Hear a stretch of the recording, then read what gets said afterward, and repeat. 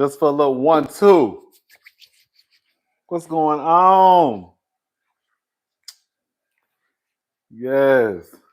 I'm going to wait for a few more people to get in here, and then we're going to get started. How's everybody doing tonight? Yeah. What's up, Kiva? What's up, 88 Rashawn? What's up, PYT? It's something about you, PYT, pretty young thing. Hey, shout out to Michael Jackson, baby. The Michael Jackson. Ooh. What's up, y'all? Shout out to all the people that's coming in. It's moving a little fast. What's up, V? And Godiva Chocolate? Good Diva Chocolate, sorry. What's up, Tabitha? And LB? Yes. What's up, Amethyst Soul Child? And Scorpio? Sybil, what's up? Come on, the First King Diva. I know that's right. What's up, Bertha? What's up, Miss Diaz? Yes. Come on, you know I love it when y'all call me Poppy. I used to talk to this guy. He used to call me Poppy. Oh. He used to do something to my spirit. What's up, Diva? Yes! The Diva Hill, baby. What's up, Tamara?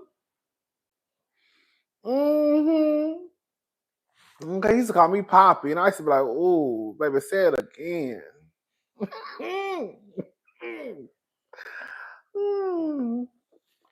Girl, we don't talk anymore. Girl, I had to. Girl, I don't even gonna talk about him, girl. What's up, Marjan? What's up, Keisha?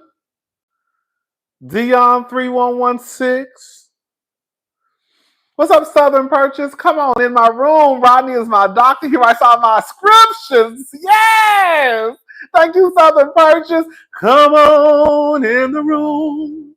I said, come on in the room. Jesus is my Savior, and He writes all of my scriptures. I said, come on in the room. Yes, come on in the room, y'all. We about to get into some mess tonight. Who we gonna start with first? Who we gonna start with first tonight? Y'all wanna go ahead and get Stephen King out of the way? Stephen, okay, somebody said Stephen. Let's do Stephen. So I don't keep up with Stephen A. Smith. I noticed that he makes the blogs from time to time. And I was online last night. And I was actually going to do this in a pre-recorded video. Then I changed my mind. Did I say Stephen King? Did I say Stephen King? I meant Stephen A. Smith. If I said Stephen King.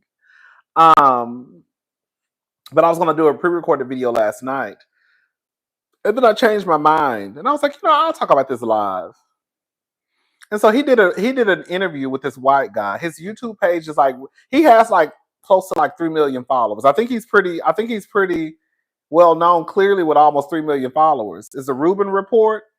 I think his name is Michael Rubin. Is it Michael Rubin? Anyways, he did an interview. And the clip that I saw, he was talking about how when he voted for Vice President Kamala Harris, he was a tad bit misinformed. And I said, huh?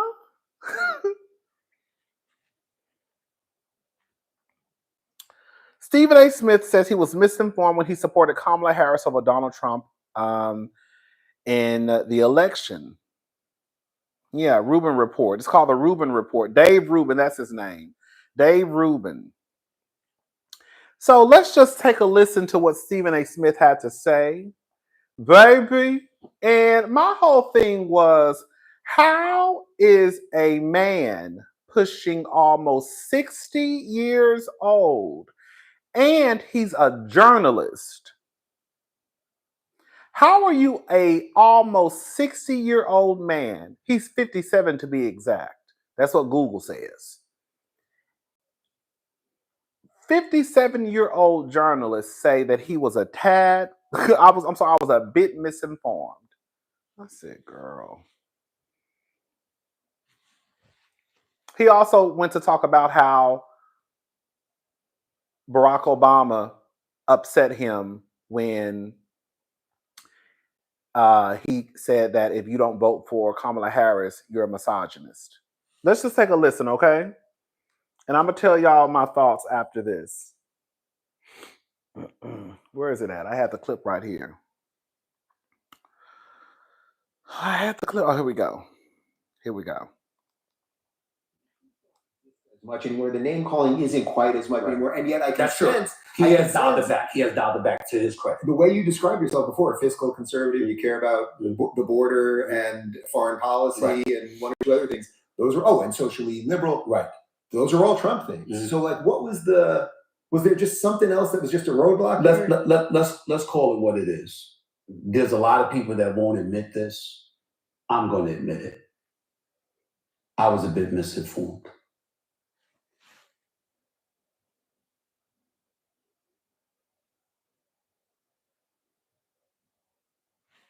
I'll stop the video. Girl, let me tell y'all something before we proceed. I am not a politician. Girl, I can't sit down and give you a rundown of all things politics. I stick my head in and stick my head out. I try to be as informed as possible. I should know a lot more stuff than what I do. But I just think that it is ridiculous, girl, in 2025, even if you're not, girl, the most political savvy, girl, you should know a little something. I'm not trying to, I'm just saying, girl, this is for all of us. We too far in the game for us not to know a little something. I just think that it is absolutely ridiculous for this grown 60-year-old man who's a journalist to say that he was a bit misinformed. What were you misinformed about, sir, when you voted for Kamala Harris over Donald Trump? What were you misinformed about? That should have been the question that white man that he was sitting across asked him. Well, what were you misinformed about? Because he never said what he was misinformed about. Let me press play. Let's call it what it is. And that pressure emanating from my community, I'm tired of it. I think that's one of the reasons you see me signing. Patrick Bet-David alluded to that as well, talking about me. And they're right. They're right. Because with Obama in 2008, I knew I had the pleasure of knowing Senator McCain. I want y'all to listen. He basically said it was a pressure from the black community. I want y'all to listen to what he's about to say, okay? Mm-hmm. I had my show, quite frankly, on ESPN2. I interviewed him for an hour, and he had kept in touch throughout the years. And there was only one reason I didn't vote for him. Because there was no way that a black man was going to be the Democratic nominee for the first time in American history, and I was going to go to the polls and pull that lever for somebody else. That was not happening. Now, in 2012, I could feel differently. But 2008, because I had this conversation with many conservatives, I said, I got my guy, my friend that's a Republican to vote for Barack Obama. I said, they've had 43 presidents that had the opportunity to mess up. Can we get one? Yeah. Let's see what he does. Yeah. And I absolutely understand that. That's totally totally. But John McCain was. Let me stop there. I 100% agree. And as much as people act like it doesn't happen, I think that voting for someone merely off of them being black, I think that's enough. No one is going to convince me that white people don't vote for white people because they're white. Hell, most of the white men that held office got into office because of what class? Because they were white. So when people try to go down this road of, oh, it's wrong to vote for somebody because they're black or because they're a woman, girl, since when? Since when was it wrong? Since when was it wrong? White men literally are voted for because they're white. Girl, that's just what it is. So if he said that he wanted to vote for Barack Obama, basically because this was the first black man, I don't see nothing wrong with that. But I'm going to tell y'all where he lost me. Let's continue. A decent, good man in my eyes, in my personal communication with him. There isn't another liberal alive that could have ran against him that I would have voted for ahead of John McCain. It had to be somebody as special in my... And yes, people will vote just the same way people can vote for a woman because she's a woman. Y'all will vote for a man because he's a man, period. Eyes as Barack Obama. Kamala Harris was somewhat similar from the standpoint she was a black woman. I thought that the Democrats would have probably lose the House or the Senate, if not both. And my desire to have order, to dissipate chaos, the chaos that I assumed would be forthcoming in a Trump administration, along with the fact that here was this woman, this black woman, that finally had an opportunity to be in that position. I thought that she was somebody that could be swayed. So if you had the Republicans in the House and the Senate, no matter how extreme left she may have appeared to be, especially with being caught talking about people in prison, being able to have sex change operations and all this stuff, I thought she was somebody that could be swayed, that she wasn't somebody that was going to have the power that we anticipate Trump will have. Trump just sat up there and turned 2 Republicans around the vote for Mike Johnson. Okay, we see that. As of this morning, we're renaming the Gulf of Mexico. How about that? America. How about that? I mean, that's Trump. And I certainly didn't see her having that kind of power. So it was safe. It was safe. I'm going to tell you when my mind almost changed. I had already voted down here. Listen to what he says why he almost didn't vote for Kamala. Listen. When Barack Obama spoke to those black men in Pittsburgh and alluded to misogyny being the reason that they weren't voting for Kamala Harris, I was highly offended by that. I was highly offended by that. And I remember this, I think his name is Officer Tate, and he has his own podcast and stuff like that. And, he's back. Right? And I don't know him. I've never met him, but I look forward to meeting him one day. Yeah. But I remember how he was going off about that. And it was totally right. I was like, the nerve, because wait a minute. You go on The View and they asked you, is there anything about Barack Obama, I'm sorry, not about President Biden, that you found wrong, anything that you would do different? You can't think of anything? With 12.5 million people crossing the border? Really? You can't think of anything. You see homelessness in the streets, you see crime. You can't think of anything. You see inflation, even though the economy, they say, has improved, whatever, that's your level of expertise. I can't speak to that. But I'm saying there was plenty of things you could have spoke on. Now, I know you didn't want to throw him under the bus, but when that happened, and then Barack Obama spoke to black men and said that, I was so insulted. Had I not voted already, wow, I might have voted for. That's how pissed off I was. I really was that upset because it was like, see, that's the nonsense. It's like, you can't do that to us. I mean, somebody has the right. Listen. Racism exists in this world. Fair. Of course. Okay. Let's can't deal with the tweet. I'll turn that off. That's where it stopped. He started to go on and talk about Sage somebody, the black conservative. So this is what I wrote down. And this is why either Stephen A. Smith is an agent of chaos or he just likes to talk out of both sides of his face. Because he's offended when Barack Obama says that if you don't vote for Kamala, you're a misogynist. But did y'all listen? Did y'all hear when he talked about the reason why he voted for voted for Barack Obama? Barack Obama is a biracial man, right? We say he's black, but he's a biracial man. And he said that the reason why he voted for Barack, because that was going to be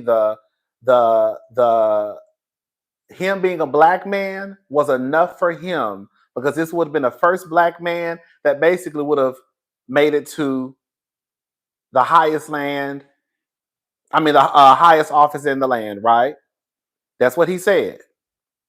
I was not about to go into that booth and there was a chance that this black man could become president, and I vote for a white man. Boom.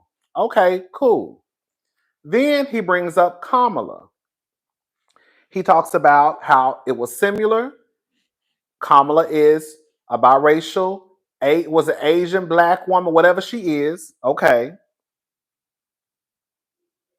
But he also thought that she could be easily swayed.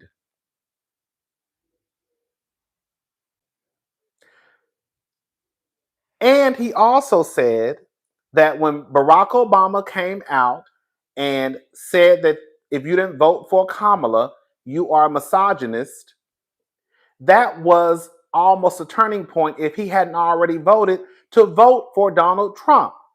And also, I guess when Barack Obama went to The View, I don't know when he went to The View, and he didn't really call Joe Biden out.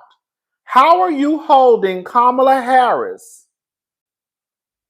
accountable for something that came out of Barack Obama's mouth? You can give us a list of why you wouldn't vote for Kamala. You voted for Barack just basically because he's a nigga. Kamala, who ain't too far different from Barack, except she's a woman, she might be soft.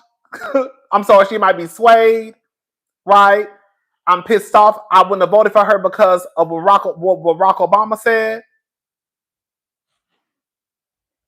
When he called black men misogynist, when he went down to The View.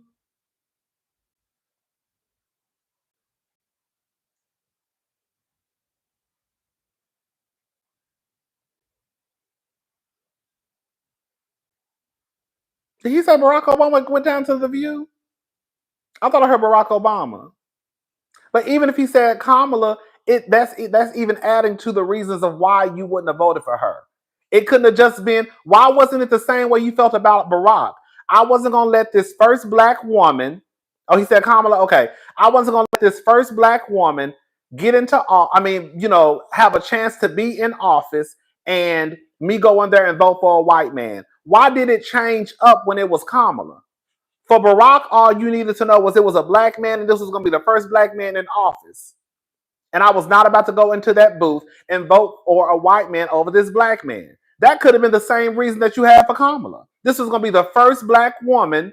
Come on. This was going to be the first black woman to make it into office. And I was not about to go into that booth and vote for a white man over this black woman. Literally, he could have said the same thing. But when it comes to Kamala, it's, she can be swayed. It could be this. Girl, that's why he called y'all a misogynist, girl. What are we talking about?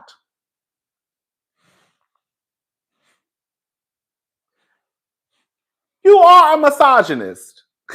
Girl. You are. You literally proved it in what you said in this clip. It should have just been good enough that Kamala is a black woman, and this was the first time that a black woman could make it in office. The same way that Barack being a black man was the reason why you voted for him, basically. Yes, and now you're offended because another black man called you out as a black man as being a misogynist. But that's literally what you just did. You showed your true colors. Girl, you cannot make this shit up. You're mad at Kamala because Barack said that black men are misogynists. Girl, what's up? Make it make sense. You're mad at Kamala because Barack Obama said that black men are misogynists. And if you would have already voted, you would have voted for Donald Trump. Why are you, nigga? Kamala didn't say that.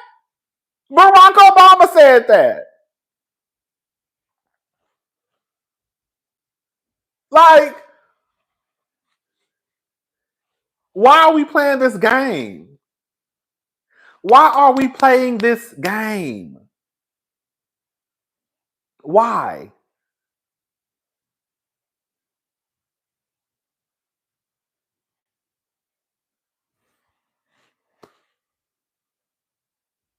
But then when the girls start calling y'all sexist and misogynist, then all of a sudden we have a problem. We have a problem, Houston.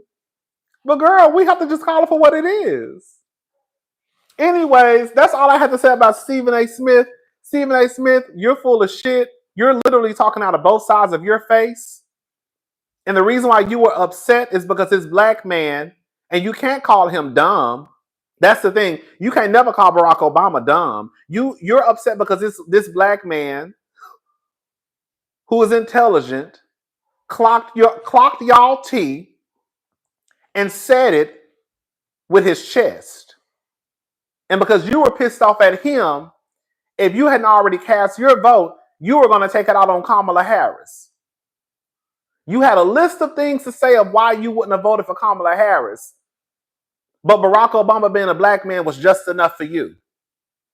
And you were not going to let this black man basically not take office and you vote for a white man. Whatever reason that you have for Barack should have been the same reason you had for Kamala. But it's not. And that's why the girls are calling y'all misogynist. Anyways, thank you, Sybil Rodney. You have discernment like I do. That's why I love joining in, because I usually agree with your take on the mess. I really enjoy listening to your opinion. It's as if you're reading my mind. Thank you, Sybil. Thank you. Thank you, Marshall. Make it make sense. I love you. I love you and Rodney. Thank you. Make it make sense. Thank you, them little fellas always looking for a moment. The Hondio 7, the conversation that nobody wants to have is a sexism, is the reason why Hillary lost in 2016. Come on, let's talk about it. And the reason why Kamala lost in 2024, because sexism across the socioeconomic and racial groups. Yes, let's talk about it. All right, y'all, let's go ahead and move on. Baby, I'm about to piss some of y'all off. I already know what I'm about to say is going to probably piss a lot of women off. And that's not what I'm trying to do. I promise that's not my goal. And the reason why I know is because I felt like it was just me and a handful of people in the comment section that were on one page against like 30,000 comments. Stephen A. Smith is a jerk. Thank you, Lisa Mooney. He said he broke up with his girlfriend. She was on an IG and using him for clout. He is the bigger at clown on TV and Beyonce's internet. Thank you, Lisa.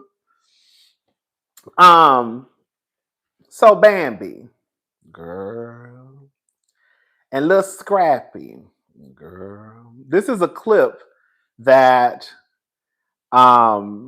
they posted today on the Neighborhood Talk, and Bambi is basically telling Scrappy not to refer to her as a baby mama.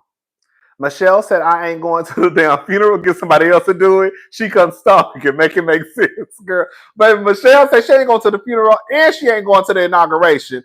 Michelle said, baby, count me out. And why you ain't going? Because I don't want to. That's it.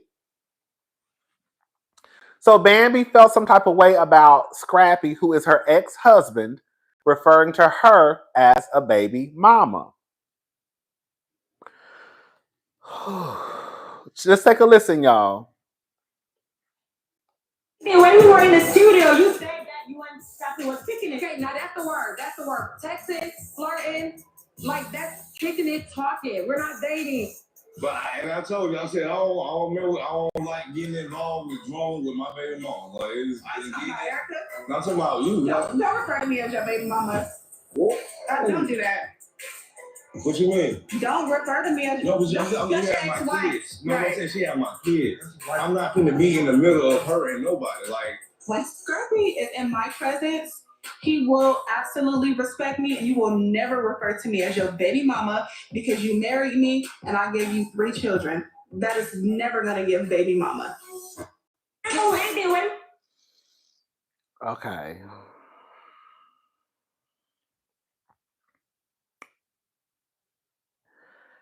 Can I say something and y'all don't get mad at me?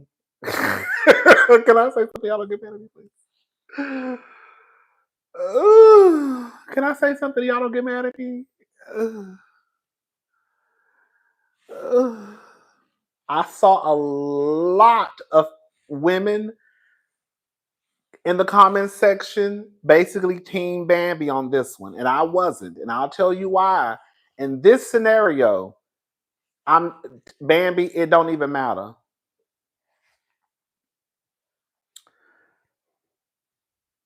And this is just what I think. This is not the gospel. Girl, what I say is not factual. This is just what I think. Well, some of the stuff I'm about to say is factual. Bambi does not want to be referred to as a baby mama because she thinks it has a negative connotation attached to it. When people say baby mama, they think of like ghetto, like basically you a ghetto bitch.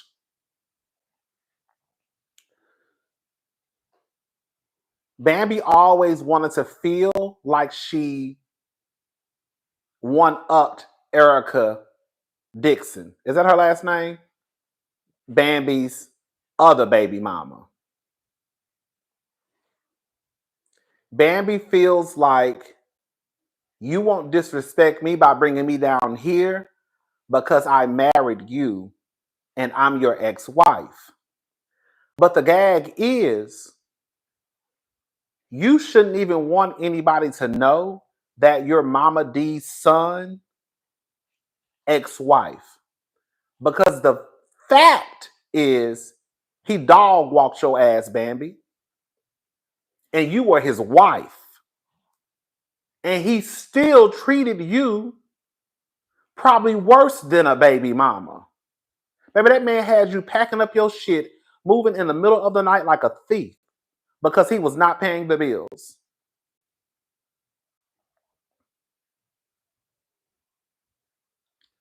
Yes, you're his ex-wife, but he still dog walked your ass.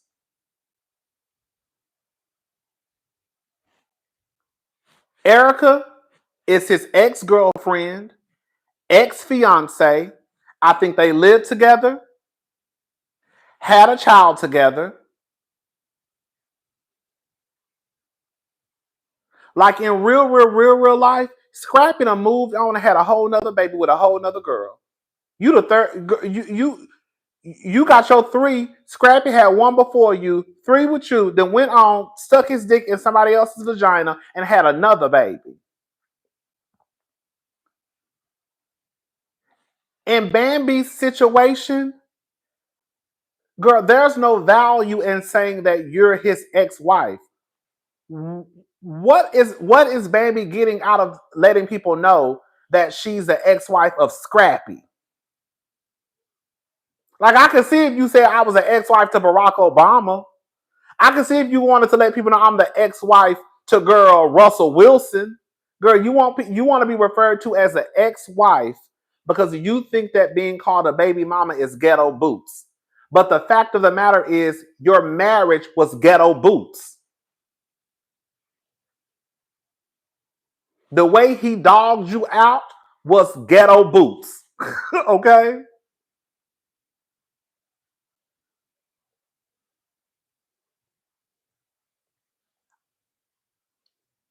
And I saw a lot of people in the comment section, and it is what it is. We all think differently. She's right. She is an ex-wife. She ain't the baby mama. Girl, it is what it is. Let's talk about the treatment that you received as a wife.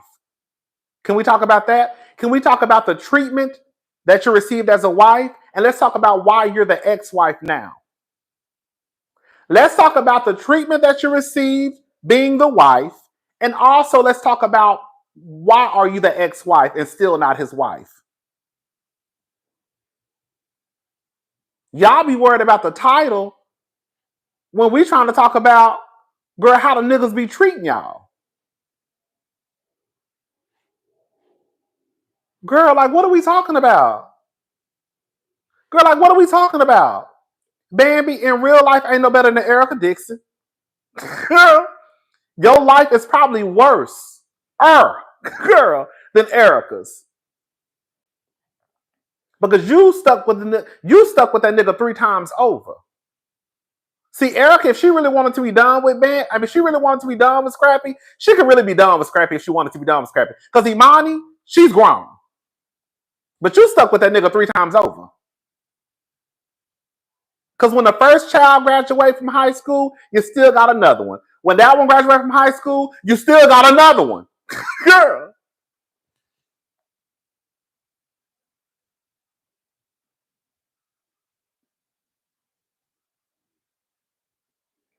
I'm not putting the bad behavior on her.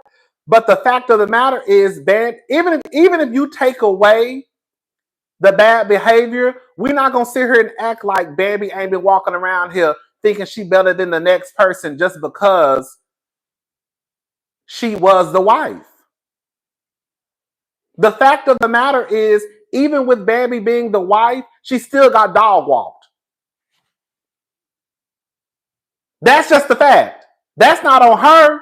But Bambi being his wife, she still got the same treatment as a baby mama, probably even worse. The wife still didn't get the respect. The wife still didn't get the respect. He still dogs you out.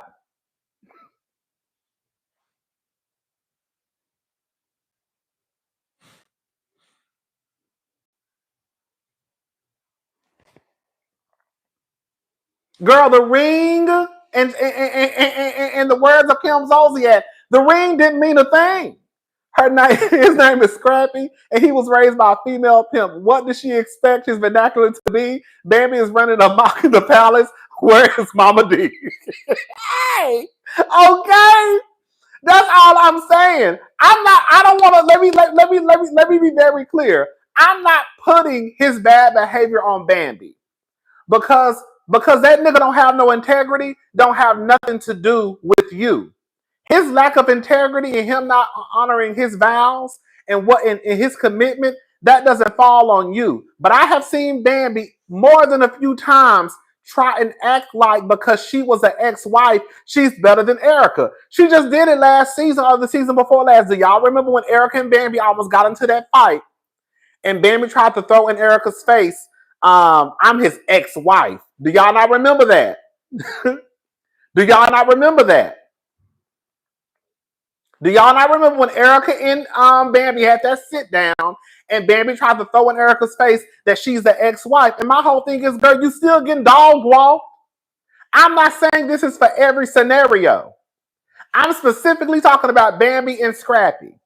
There are some marriages out there that end, and it could have been a good marriage. We just fell out of love and we just went our separate ways. But that's not Bambi's situation.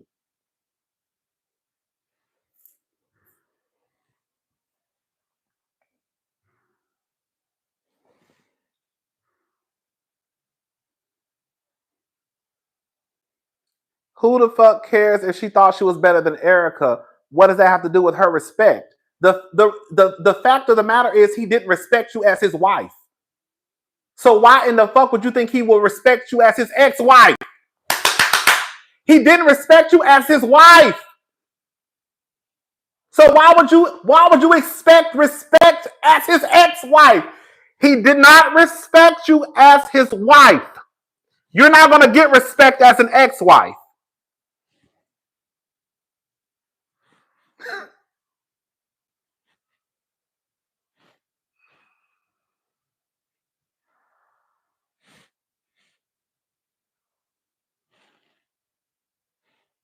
Am I lost? Am I lost? And I believe that Bambi only wants to be known as an ex-wife because she thinks that puts her in a different category. Even if you refer to Bambi as the ex-wife, girl, you're still the ex-wife to Mama D's son. Like, girl, ain't no value in Scrappy's name. I hate to say that, but there's not.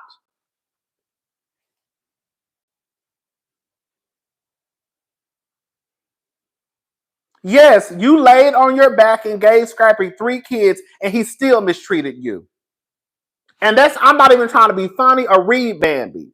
But yes, you laid on your back and gave Scrappy 3 kids, and he done moved on and had another kid with another girl. Everybody just running around here with little Scrappies. Girl, you ain't no better than the last girl or the girl, and I'm sure it's gonna be another one. I gave him 3 kids. Erica gave him 1. The last bitch just gave him another one. Scrappy got 4 kids and 3 baby mamas.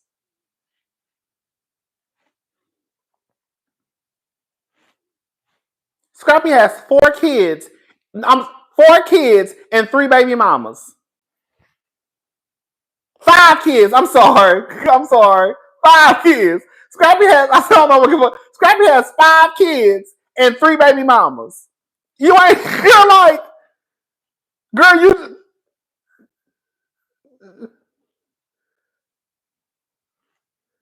It's like Mariah Carey trying to run around here and brag and boast about Nick Cannon being her baby daddy. Yeah. You like, girl, at some point it's like, girl, it is what it is. It is what it is. That's the thing. But this is my thing that I'm not saying you can demand respect, but when you demanded respect as a wife, he did not give it to you. So why are you still demanding respect as an ex-wife? Girl, I'm done. I'm done. It is what it is.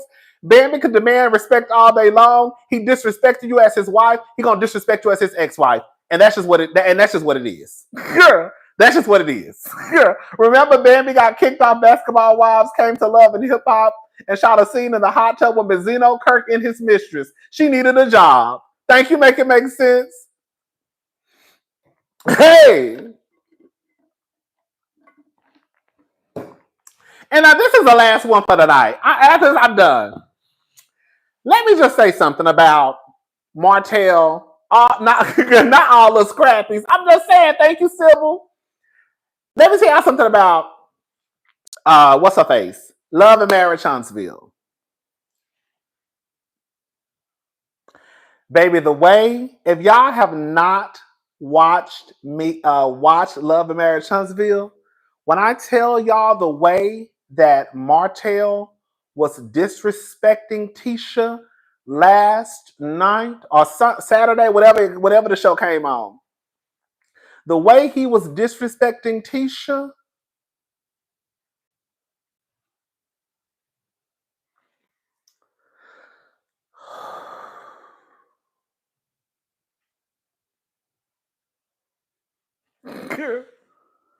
when I tell you the way that he was dragging Tisha in front of Marceau, baby, to her,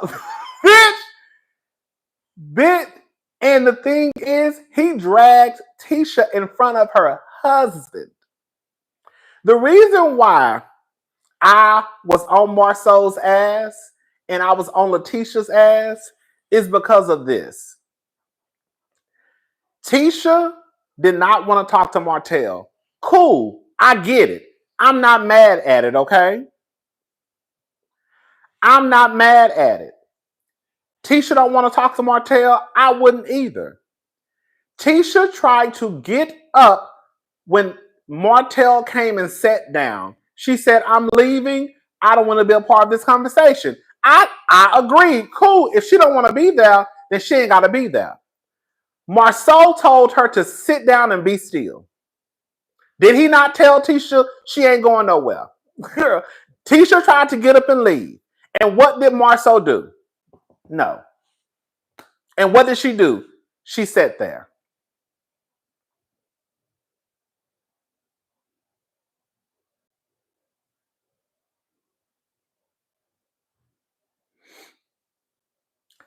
Martel started to disrespect Tisha.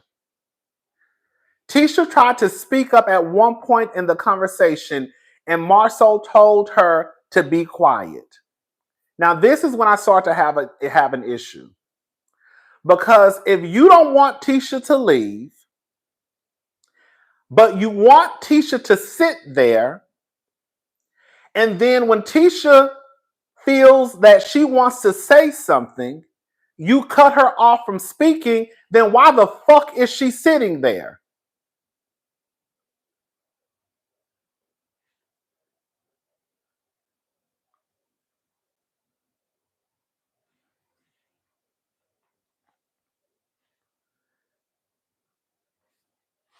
Some people said that Marcel was trying to show that he's a bigger person. I'm sorry. My pushback on that, I'm sorry. My pushback on that is, baby, it's been 9 motherfucking seasons. Girl, that's what it's been 9 seasons. When I tell you, I don't give a damn. Marcel is trying to, in order for Marcel's ego to be stroked, he wants to show the control that he has over Tisha. Tisha is a fool for sitting there. Girl, husband or not. I'm telling y'all, and I'm not even making this up. I don't know too many women, personally, I don't know too many women who just would have sat there and not said anything. I honestly don't even know if I know a woman. And I'm dead ass serious. I don't think I know no girl. If a nigga was sitting there talking about them the way Martel was talking about Tisha, even if their husband did say be quiet, I don't know nobody who just would have sat there and been quiet. Bitch, we would have had to be Akeisha and Willie down to the taste.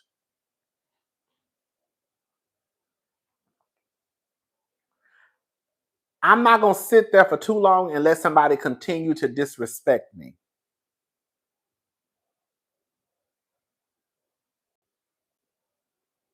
Because you want to try to prove a point to whom?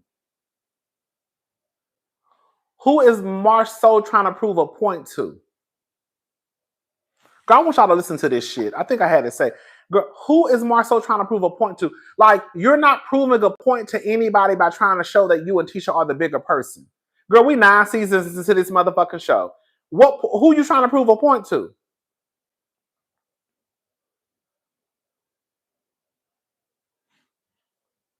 Who you trying to prove a point to? Girl, when I tell you Martel was dragging the shit out of Tisha, I got so pissed off at Tisha and Marceau. Girl, y'all really letting that nigga talk to y'all like that? Y'all gonna shoot a scene and let the nigga talk to you crazy again? Girl, I would have damn near fucked around and cussed my husband out. Girl. What up, bro? What up? Martel just keeps popping up. Hey, you talking more about her with Destiny together? Yeah. Here we go. Tisha a wife too.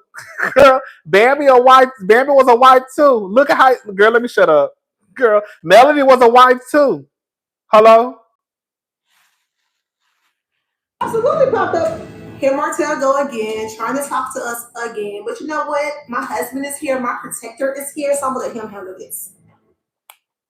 Tisha said, nigga, my protector is here. Girl, I'm going to let my husband handle this. I said, I know that's right, bitch. I said, there's no need to talk to him about my husband being present because he was very disrespectful. You did the right thing. Our last conversation. You did the right thing. I think we all got disrespectful. I didn't get disrespectful with anybody. You got disrespectful. I was disrespectful. Y'all two was disrespectful. How about y'all two have this conversation? I don't need to be here. How about you just sit down, please? Y'all heard Tisha tried to get up and leave. Tisha tried to get up and leave, and I didn't think nothing was wrong with that. I don't want to be around the nigga. You talk to the nigga. Cool. I'm with Tisha on that one. I don't want to talk to him. Y'all talk to each other because I'm done. He says, how about you just sit down? Please.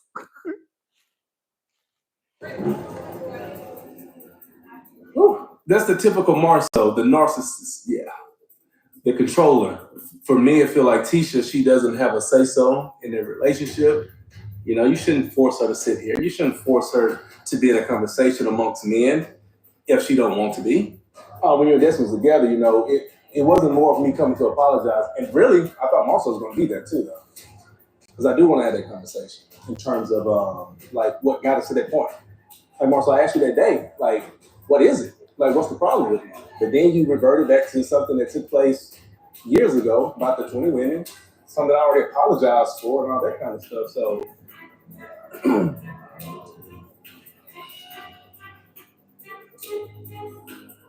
in general, what you're saying is, I want to make sure I'm clear so I can give you some eyes. In general, what I'm saying is that, you see them goddamn eyes. All right. But what your thing is, it's kind of like, oh, I can't speak on Maurice and Marcel. And the message that's being received is that Martel has something on me and Maurice that he's holding. Like, either say it, say what you got to say, get it out there, or stop doing it. I don't think that you realize the gravity of your words. These things actually affect our marriage. I think it only affects your marriage if you wanted to. No. If you would have stopped some of the things that, when I was going through my stuff or whatever, Tisha and Melody going at it, but why did me and Melody go at it?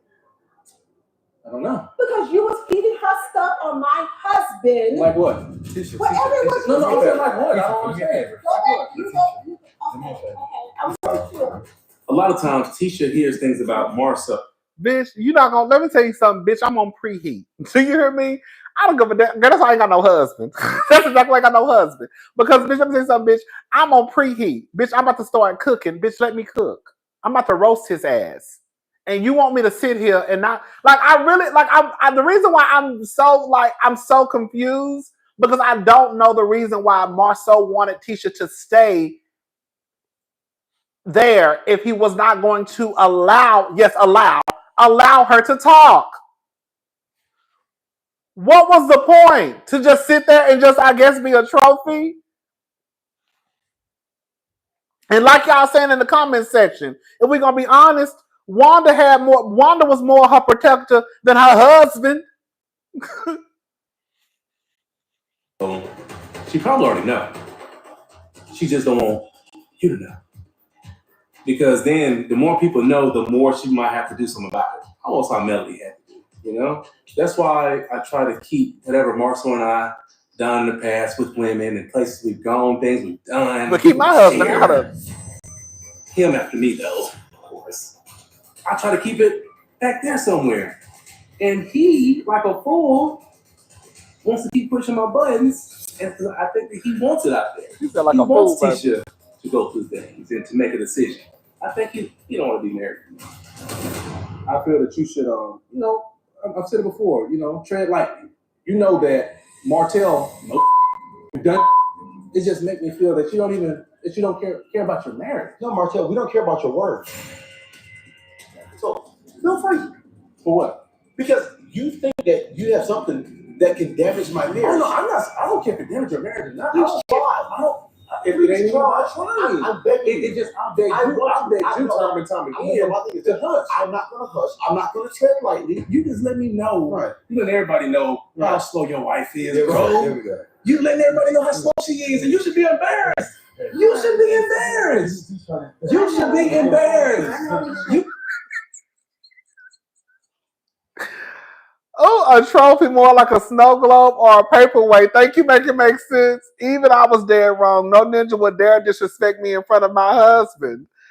He should have defended her. The term wife used to mean something. Disrespecting one's wife is a direct insult to the entire household. Thank you, Francine. Girl, did y'all hear this man? Well, I think Martel called that woman slow 2 or 3 times. Bitch! I said, what in the fuck? Yo, what? When I tell you the way I gasped for Al the other night, I said, oh my God.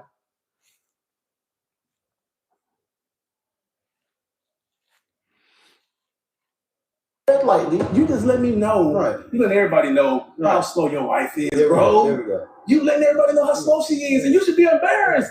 You should be embarrassed. You should be embarrassed. You are horrible for even putting your wife in the situation, bro. No, I tell you, it's so sad that you even accepted him talking like this, Tisha. This is so sad. And saying nothing. It's okay. I definitely say that. He wish he, because he wish he had one like me. He wish he Every man wish he had one like you, Tisha. wish- Maybe whatever they want to, and a woman would accept that. Maybe. I think Martel is dragging the dog fuck out of Tisha. Girl, he said every man wish they had one like you, Tisha. A man can do what he want to do.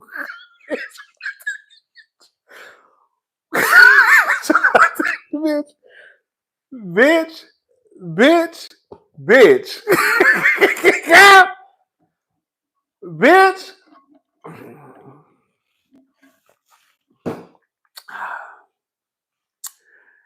It's sad but funny. I'm so disappointed in Tisha. It's like I don't give a fuck what none of y'all say. I know y'all don't. I know some of y'all don't like Dr. Heavenly. I know some of y'all don't, and that's all fine and dandy. Y'all know Dr. Heavenly. Dr. Heavenly is my girl to the day I die. But one thing I'm giving Dr. Heavenly ain't letting nobody punk her. Dr. Heavenly don't give a damn. Dr. Heavenly ain't gonna let nobody just sit there and talk to her crazy. And that's just what it is. It ain't gonna happen. Girl, you think you about to sit in front of my face and call me slow?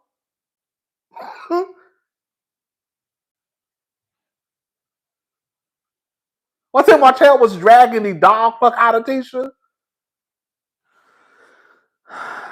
That's another real unfillable. Hey, T, it's okay. I'm not gonna use the rest of my name. Yeah. Hey, bravo! Hey, that was great to have a good wife like that. I've been telling you this to chill. Don't say nothing. I won't say. How'd that work out for you? He said it's good to have a wife like that, baby. You sound pathetic. No. You make your wife look pathetic. You make your wife look Baby, he said. Marceau said you sound pathetic. He said, no, you making your wife look pathetic. Bitch, what? When I tell you, bitch, Marceau was dragging. When I tell you, bitch, this was Housewives 101 reading. Do you hear me? Do you hear me? Girl, do you hear me? When I tell you, baby, the way he was dragging Letitia and Marceau trying to prove whatever fucking point he's trying to prove, I'm being honest, y'all. I really don't want the girls to fight. I don't. I don't want any of the girls and boys to fight on these shows. I don't. But the point that I am going to stand behind this. There's no way that you can disrespect me to this degree and me not disrespect you back. Now, if a fight just happens to happen, then a fight just happens to happen. But I'm not going to allow you to sit here and disrespect me. Bitch, we would have been two reading motherfuckers at that table. Do you hear me? And that's just what it would have been. Again, Tisha tried to get up and leave. Marceau should have just said, oh, okay. He wanted Tisha to stay. Tisha starts to talk. He tells Tisha to be quiet. Why the fuck do you want Tisha here?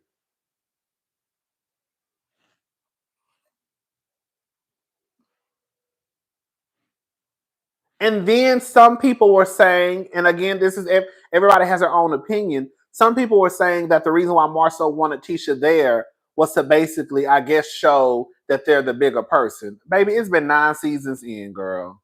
Who you trying to prove? Like, you're using your wife as collateral damage to try to prove a point to whom? You let your wife get dog walked by Martel because you want to try to prove what point?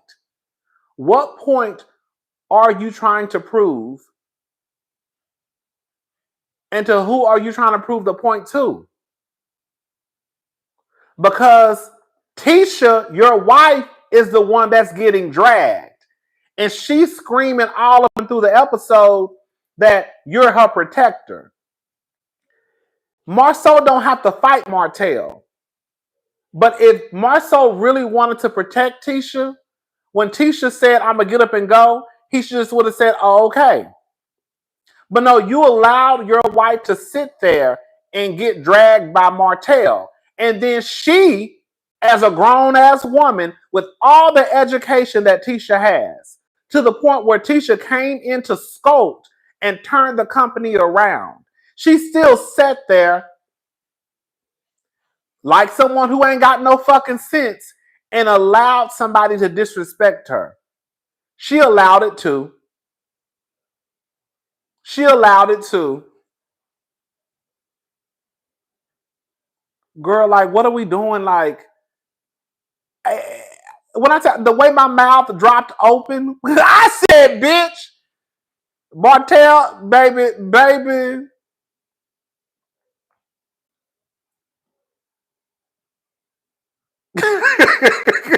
That's what I'm saying. Like, you calling me, that's what I'm saying, make it make sense. You're calling me slow, but you couldn't even pass an open book test, nigga.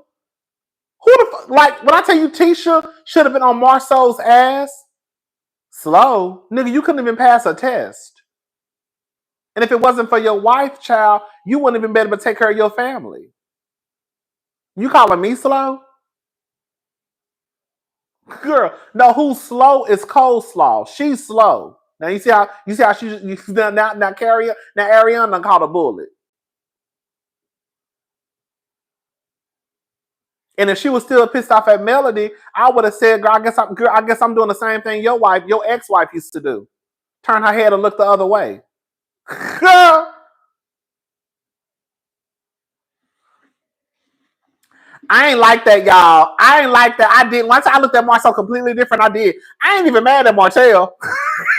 I'm not even mad at Martel. I'm pissed off at Tisha and Marceau. I'm pissed off at Tisha and Marceau. I ain't even pissed off at Martel. I'm pissed off at Tisha and Marceau. But really, Tisha.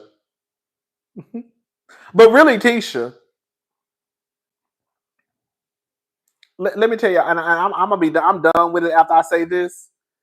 I don't give a damn. You don't let nobody disrespect you like that. Man, woman, trans man, non-binary, non-gender conforming. You don't let nobody disrespect you like that over and over and over and over again. That man called you slow 3 times within 5 seconds. Girl. Then said, girl, that, girl, what he said about somebody being embarrassed? Girl, when I tell you Martel was dragging Tisha in the name of dragging, I said, ooh, girl. This is a mess. This is a mess. This is a mess.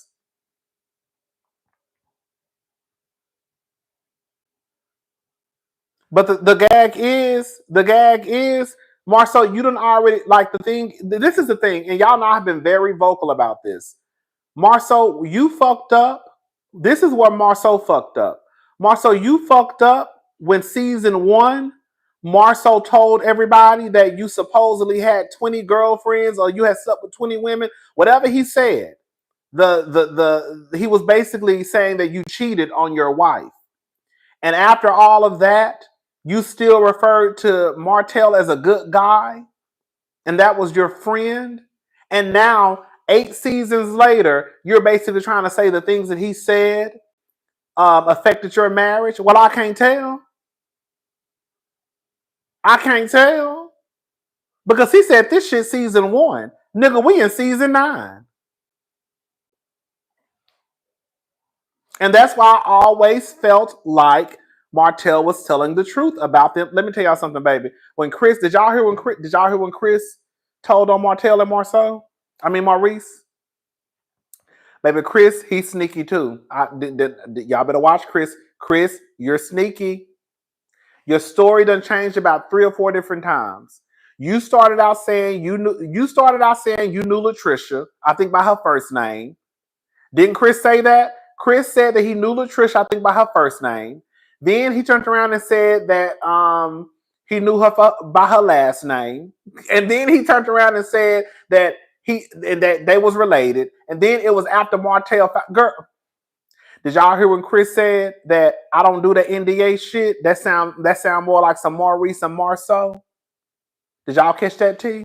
Did y'all catch when Chris Fletcher said, when Melody said what she said about when she was married to Martel and the advice that he got from older men was to basically make sure you cheat with someone who has more to lose, who has just as much to lose as you, and make sure they sign an NDA. And then he said, basically, I don't do that type of shit. That sound like some Maurice and Marceau type of dealings. I said, bitch. I said, my. Baby, when the back's against the wall, honey, you start singing like a bird. I said, not you throwing Maurice or Marceau under the bus and letting us know that it's a good chance that they've been out here getting motherfuckers to sign NDA. I said, bitch. I said, well. I said, well, my God, today. And that's easy. You gotta watch Chris. You gotta watch Chris. Because one thing I noticed about Chris is very, very quiet in comparison to the other men, right? I think it's one thing to be quiet, but because one thing I will say, especially if you don't want your marriage to kind of be the hot topic, girl, y'all husbands probably would do best coming in the show acting like Dr. Damon. Come in, hey, how y'all doing, and then leave. But Chris trying to cheat in peace, it is what it is. Anyways, y'all, that's all I had to say. I'm done talking about people. I don't want to talk about nobody else tonight. I just want let me just say this. Shout out to you know what? I don't want to make none of y'all mad. I really don't. Shout out to all the ex-wives. Shout out to all the ex-wives. Shout out to all the ride or die chicks. Shout out to all the women who's an ex-wife. I don't want to disrespect nobody. I'm really not trying. I'm not. I just want to let the girls know it ain't no disrespect. I'm just I don't want to make nobody mad when I get up here, girl. Just shout out to all the ex-wives.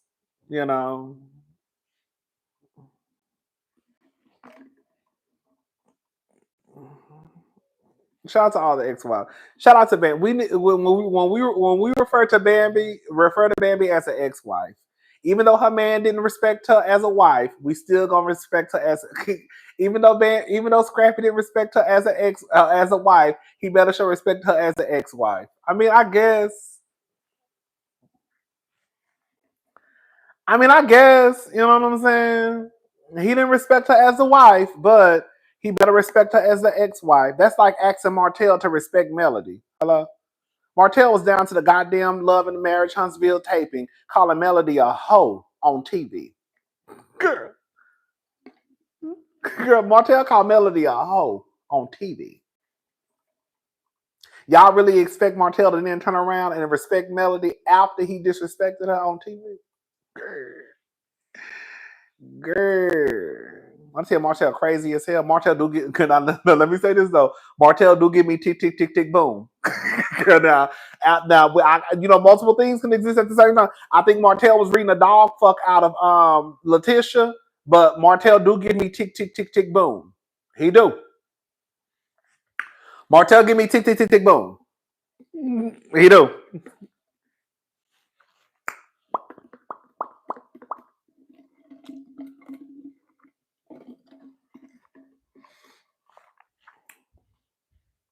Out of everybody on the cast, Martel gives me tick, tick, tick, tick, boom. I just remember the way he used to handle Melody. And just like the stories I would hear, I really think, honestly, I'm going to be honest with you. And y'all, that's the only way I could be. I really feel like Martel really did not think that he was going to lose his wife. I don't think Martel has ever bounced back from the fact that he lost his wife. I think it still hurts him to a certain degree that he lost his wife. Because in Martel's head, what did I do wrong? I was already cheating. You knew about me cheating. That's why he blames it on Tisha. Remember that one episode he blamed it on Tisha?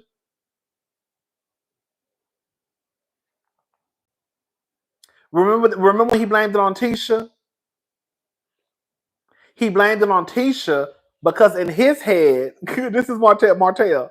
In Martel's head, my wife already knew I was cheating. The only reason why she left me is because Tisha started to bring stuff up. Because I was already cheating on her prior to being on television. So why did she leave me? I know this sounds crazy. I'm trying to, I'll be trying to get into the heads of people. And I get what Martel is going with. I get what Martel is going with that. Yes. I get what Martel is going with that because in his head, I was already cheating on you. So why would you leave me? This ain't nothing new. So you had to decide to leave me due to, I guess, Tisha throwing stuff in your face. You know what I'm saying? What Phaedra do? Phaedra strikes again. Oh my God. What happened?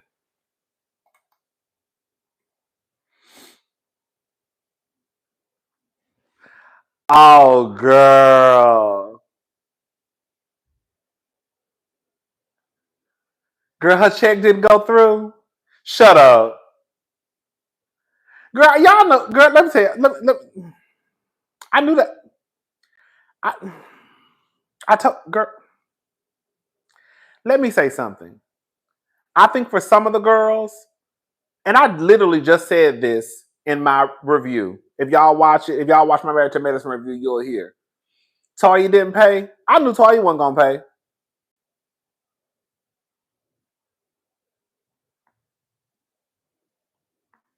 So her check allegedly bounced.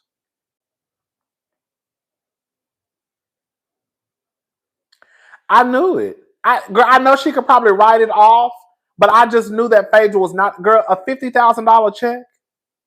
Phaedra was eventually going to have to write a $50,000 check. $50,000. Girl, for some people, that's not a lot of money. But even I had to say, oh, girl, Phaedra really going to match that other $50,000? Because they raised, it was almost $50,000. Toya not paying is so tacky. I don't know. Listen, first of all, I want to say, I don't know if any of this is true. I'm going by the comment section. I think they saying that Dr. Heavenly said this in her live.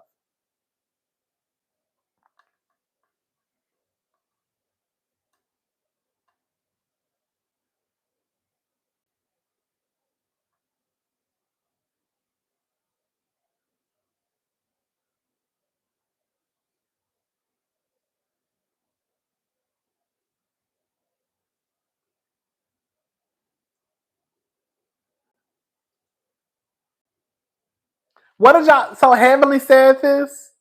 Where are y'all getting this information from? It had to come from Heavenly. It had to. Oh, Heavenly said it on her YouTube? I need to go watch it. Dr. Heavenly YouTube.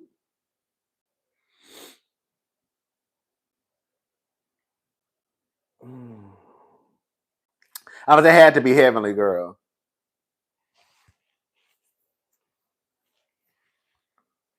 Because I thought it was. Okay, it's only 9:40.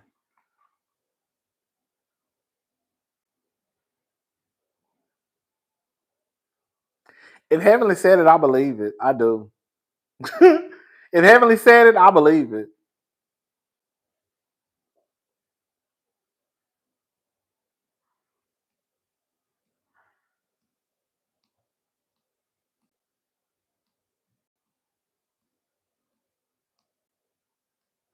They'll talk about it at the reunion. Girl, $50,000 is a lot of money to give, y'all. $50,000? $50,000 is a lot of money for anybody to give. You have to just be like uber wealthy to just hand over a $50,000 check for a charity. You see what I'm saying? It's one thing for you to donate $5,000, $50,000. because I think they raised, how much did they raise? They raised like 50-something thousand, right? Phaedra was going to have to write the rest, which was going to be like, was it going to be, I think Phaedra had to pay like 47 out of pocket plus the 2,500. That would have been almost 50,000. Because they raised, how much did they raise? So they raised 53. Okay. So they raised 53. And Phaedra was going to have to pay the rest, $50,000. Because she was going to have to pay that 47 and then plus her 2,500 that they all agreed on. So Phaedra was going. So even when she said it, I was like, y'all know I'm not. I want the girls to show they got a little bit of money, but I was like, bitch, that's a lot of money. Like, even I was like, bitch, that's a lot of money, bitch. Like, bitch. Like, I was like, bitch. Oh, they raised 47.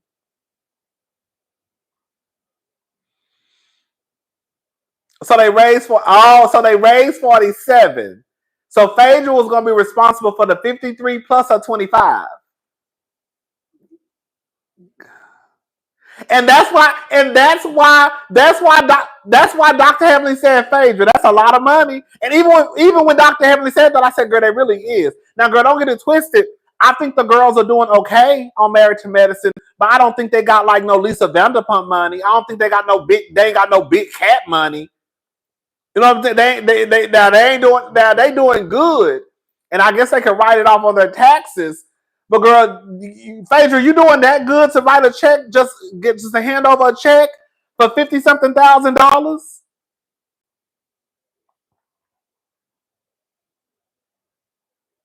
I don't think they're hazing her. The reason why they're not hazing her is because Phaedra was the one. Girl, if we're gonna be honest, y'all, we gotta tell the truth.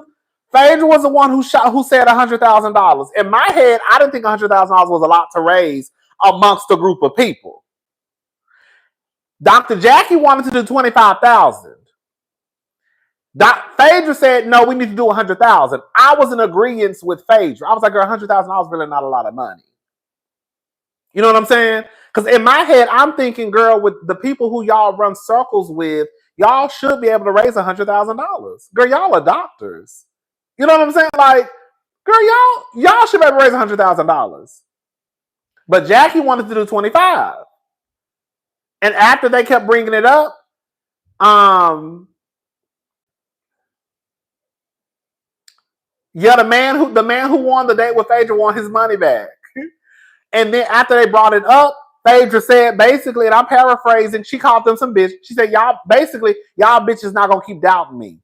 If I have to write the money, she said, if I have to write the check myself, we still gonna get to $100,000. That's what she said. She said it at the barbecue. She said, even if I have to write the money myself, if I have to give y'all the money out of my pocket, and again, I'm paraphrasing, then that's what I'm gonna do. And so when they went to the back to count how much money they had, when Phaedra was like, I'll just write the check for the rest, Dr. Heavenly said, Phaedra, that's a lot of Dr. Heavenly said, Phaedra, that's a lot of money. And then Phaedra was like, I got jobs. Girl, all that bullshit. My cousin is one of Heavenly's assistants, and I spoke to her before the holidays. She told me straight to my face she was coming for Phaedra, and get ready. Tune in with Trey. You can tell they trying to get Phaedra to work this season, because Phaedra really ain't doing nothing, girl. Girl, I don't really think. I hate to say it, but girl, I knew the way they did that charity was ghetto as hell. I didn't know it was going to be an auction, and then the way I felt like they were just making shit up. Like, can we be honest, y'all? Who in the fuck is going to give somebody $4,000 for a trip, but it doesn't include the flight? Girl, what? I know this is for charity, but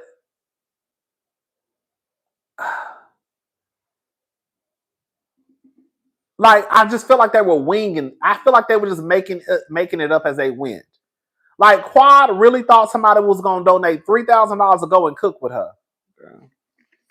I would rather, me personally, I would rather just give y'all some money. But you know what I'm saying? They have to do better next year. Like, I just felt like it was last minute, which is, when you really think about it, it really was last minute because Dr. Jackie said, I have a week to plan this. Girl, stop doing stuff just to do it. Girl, stop doing. What's up, Carlos? Stop doing stuff just to do it. If you're gonna do it the right way. If you're gonna auction off stuff that people actually want and they don't mind giving their money to.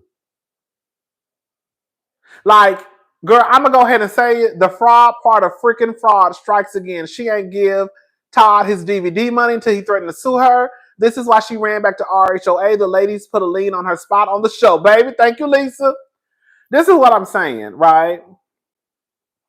It was you have to blame Dr. Jackie. Can I say something, y'all? And girl, please do not take this the wrong way. Ooh, do not take this the wrong way. Ooh, do not take this the wrong way. I feel like the girls in Beverly Hills, you know, when it comes to, philanthropy, like they probably do it a little bit more often than some of the girls down in Atlanta. You know what I'm saying? So when they have auctions, it's nothing for them to say, oh, we'll give $5,000 for tennis lessons. And that's probably why Quad is just kept. That's probably why Dr. Jackie said she wanted to do it for $25,000 because she already knew what to do. That's probably why Dr. Jackie said she wanted to do $25,000 because, girl, she already knew what the tea was. I just wish that they just would have been a little bit more prepared. I just wish they would have been a little bit more prepared. Girl, y'all got people up there trying to auction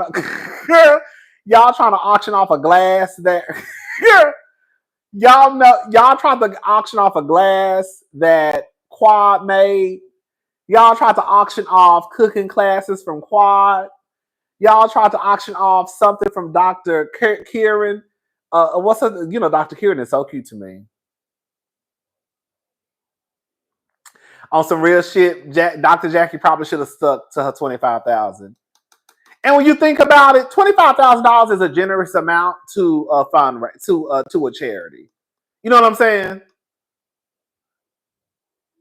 Girl, Giselle was still trying to raise $15,000. Let me leave that lady alone. Hey, cousin. So yes, while $100,000 isn't a lot for that circle, you would be surprised how wealthy people are the cheapest when it comes to raising money, which is why fundraising is very difficult. Thank you. I'll look out for Lauren. I believe it. They say, I guess that's how you stay rich. Okay. I knew they were going to gather Phaedra, eventually bragging that she got it like that. And then dare to lie that she stayed married to medicine. Thank you, Francine. Exactly. Hell, Kenya can raise 70. Come on. Kenya did right. Okay. They're just not true philanthropists. I don't think they are. That's probably, that's probably what it is, girl. I do think it. I'll say this much. Because I've never done a fundraiser. Hopefully one day I can I do think there's a difference between trying to raise money for a charity versus just cutting a check to the charity of your choice. Fundraising probably is difficult to do. Like I could see me just rather, and I think I said this earlier. I could see me I'd just rather just write a check to an organization that I want to give my money to. Girl, I'm not about to try to do no fundraising because you gotta beg people for money and shit. They ain't gonna want to give it. The girls don't want to get their money, girl. I just write my own check to Whoop, girl. Okay.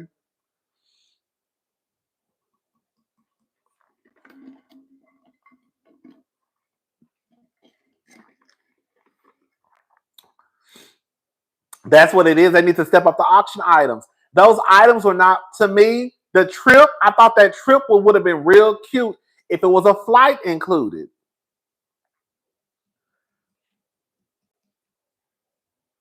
And they should have had some secret donors.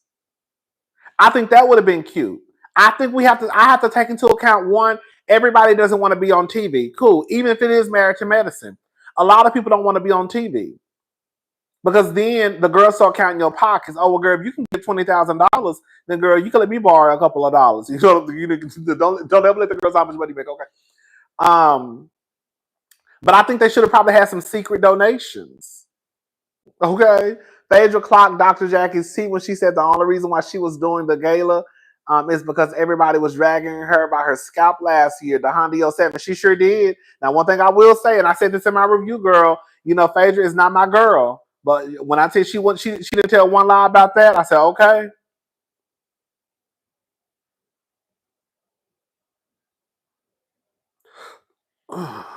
But yeah, I mean, I just didn't like I'm just going to be honest. I thought the auction was ghetto boots. I did. I was disappointed. It felt like they were just throwing shit together as the night went by. I think that Dr. Jackie just would have done better by trying to ask some of her rich doctor friends, can you donate something? We won't say your name, but can you donate something so we could already have the money? I don't know. I just thought the auction was just kind of like,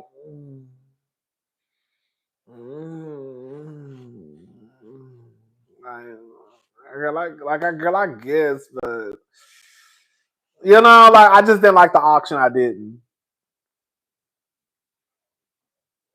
Yes, come on. In my head, they could have done a dinner and a silent auction. That's why I felt like it just would have been better. Like if they need to do this better next year. They really need to, and not wait till a week before. Did y'all hear Dr. Jackie say, I have a week to put this together? Jackie, if this is an annual thing, then why are you waiting a week before to get it together? That's another reason why y'all had a hard time raising $100,000 because you waited a week before. She said we have a week to put this together. Did she say a week? Did she say a week, y'all? Y'all know sometimes I be forgetting shit. Didn't she say a week? I think Dr. Jackie said a week. That's another thing. Girl, you waited a week before to start, girl. I don't know, girl. It is what it is. But just next year, girl, just do better. And why? You know why I think they did that shit? That's what she fucked up. I think she did that because this is what I feel. I feel like the producers made Jackie use Phaedra as the co-host. Because really and truly, Phaedra ain't got shit else going on. Really and truly, it should have been Jackie, Simone, and Heavenly. And they all should have went into their bags and called around and asked other doctors to donate something.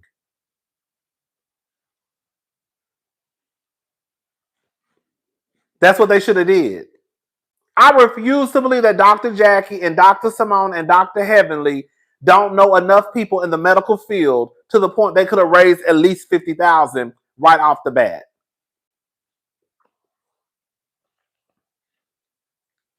Especially Dr. Jackie, who Dr. Heavenly already said, sitting at the table with some of the rich Jews. That's what remember she said that shit down to her YouTube channel. So, girl, Dr. Jackie got the connections. I guess she just don't want to ask nobody for no money. I don't know, girl.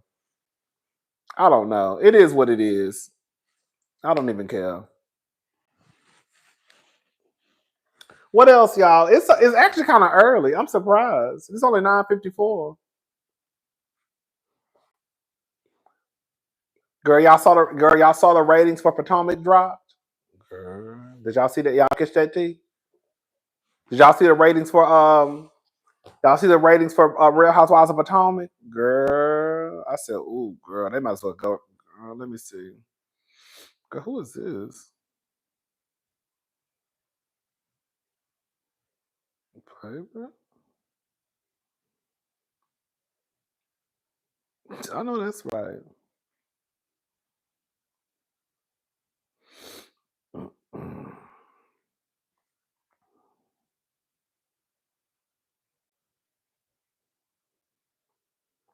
Let me see.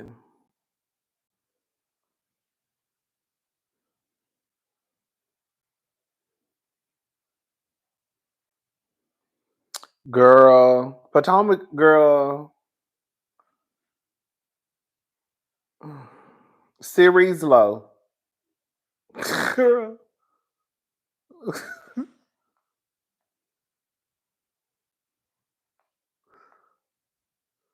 Girl, series low.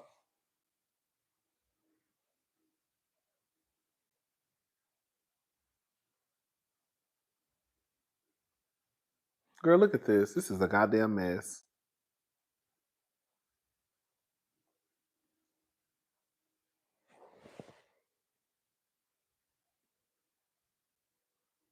Now I know that's also, baby. I saw it come back on the 17th. You know, we gonna talk about Young, Famous, and African. That's my show. Girl, it is what it is, girl. It's time, girl. Girl, all right, girl. It's so sad because no, I'm gonna talk about Tamar and her niece another day. That's why I took them off. I took them off the docket, whatever it's called. RHOP started out cute this season. I'm telling y'all, I know some of y'all just rolled your eyes, but RHOP started out cute this season. I was like, oh, okay, this is cute. It wasn't nothing to, I was just like, okay. And then, girl, it just,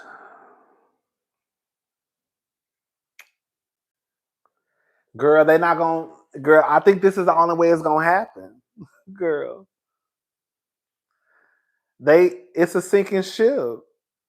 Girl, I hate to say it, like y'all, like I don't even want to drag the girls. I don't. But it's like, girl, y'all, girl, this season shows you how Candace was 80% of girl. This season shows you how Candace was 80% of the storylines. Here she go. Here she go. Why is it sinking? What's making it sink? Here she go. Here she go. It's sinking. Why is it sinking, y'all? Because of the women. Because of the women. It's not enjoyable. They just don't. They po. Come on, they po. Okay. The girls get comfortable. They allow the girls to get comfortable. They presented, can we just be honest? When Potomac first came on, they presented Potomac as, and now this doesn't take away from that it could be the fact. I think the fact is Potomac is one of the most expensive zip codes or areas in Maryland, right? Is that what they say? But y'all, isn't that the truth that Potomac is a very expensive area to live in? Right?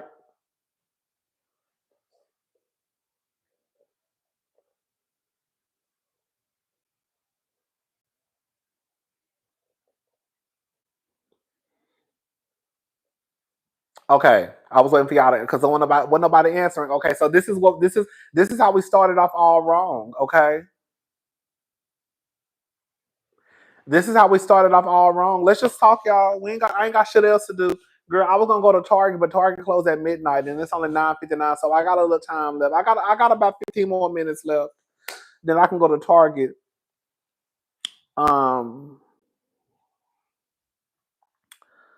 So Potomac, the way that they promoted the show was, this is the Real Housewives of Potomac. And they positioned the show that it was going to be a group of women, and then it was going to be in either the most expensive zip code or the most expensive city or whatever. But then it's no shade. Y'all cast Robin, who ain't have no hot water.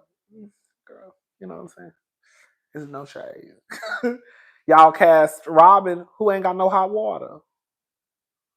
Who was the poorest one on the cast. Go back and look at Giselle's house. No shade. Giselle had a decent house, but it's not what you would think about when you think of the richest zip code. From the rip, how the fuck did they make the show?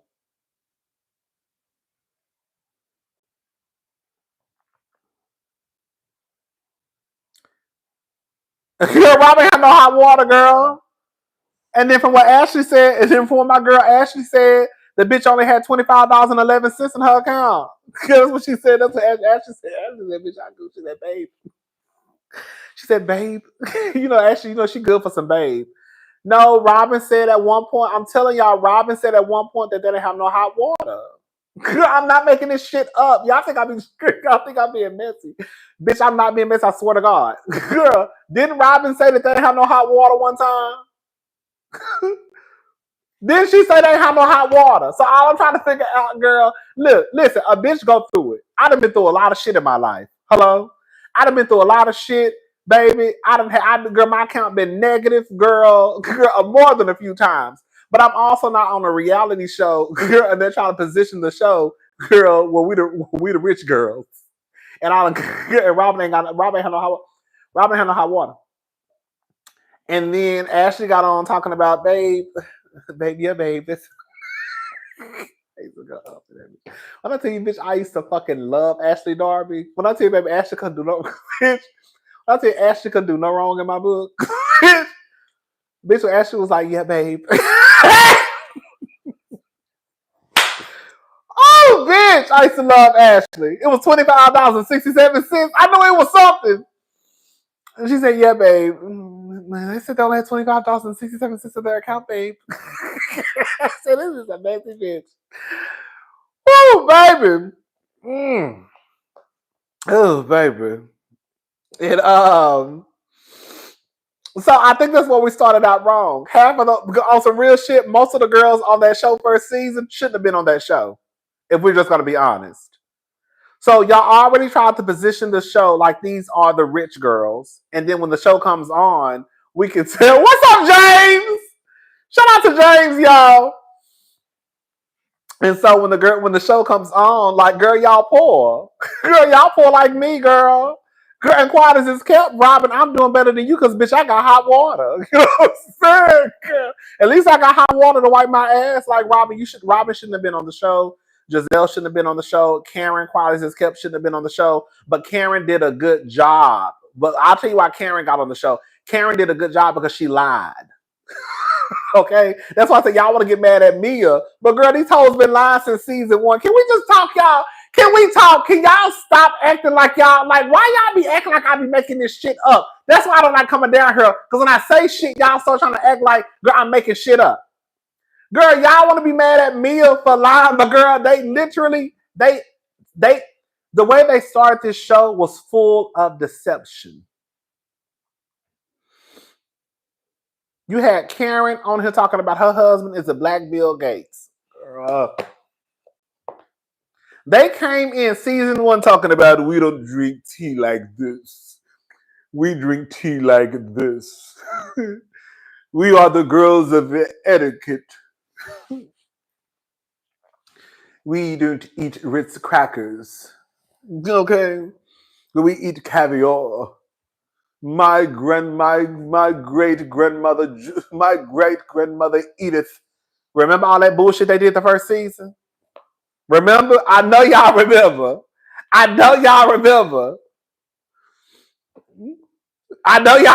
They came in on some bullshit.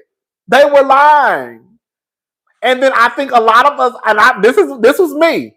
I remember reviewing the show and I was like, girl, this is some fake ass shit. I still remember. I remember coming down here and I was like, y'all, this is some fake ass shit. Girl, I knew that. I said, girl, these women are not being for real. I was like, it's fake. They're fake. They're not being honest. I don't believe this etiquette bullshit at all. And I was like, girl, I'm out. and I stopped watching. I didn't watch season 2. I was like, girl, this shit is whack. Because they're not telling the truth. And so I was like, I'm not watching. And I was done. And then I came back season 3. And then Candace, that's when Candace joined season 3. And Candace was the first one. Girl, here we go. Y'all don't like to give Candace her props. Candace was the first one, whether it was on her mama dime or not. Candace was the first one to bring a little bit of wealth to the show. when Candace had that $250,000 wedding or whatever it was, when Miss Dorothy had just $150,000 or $75,000 laying around just to hand her daughter for a motherfucking wedding, I said, bitch, what's your status at the bank?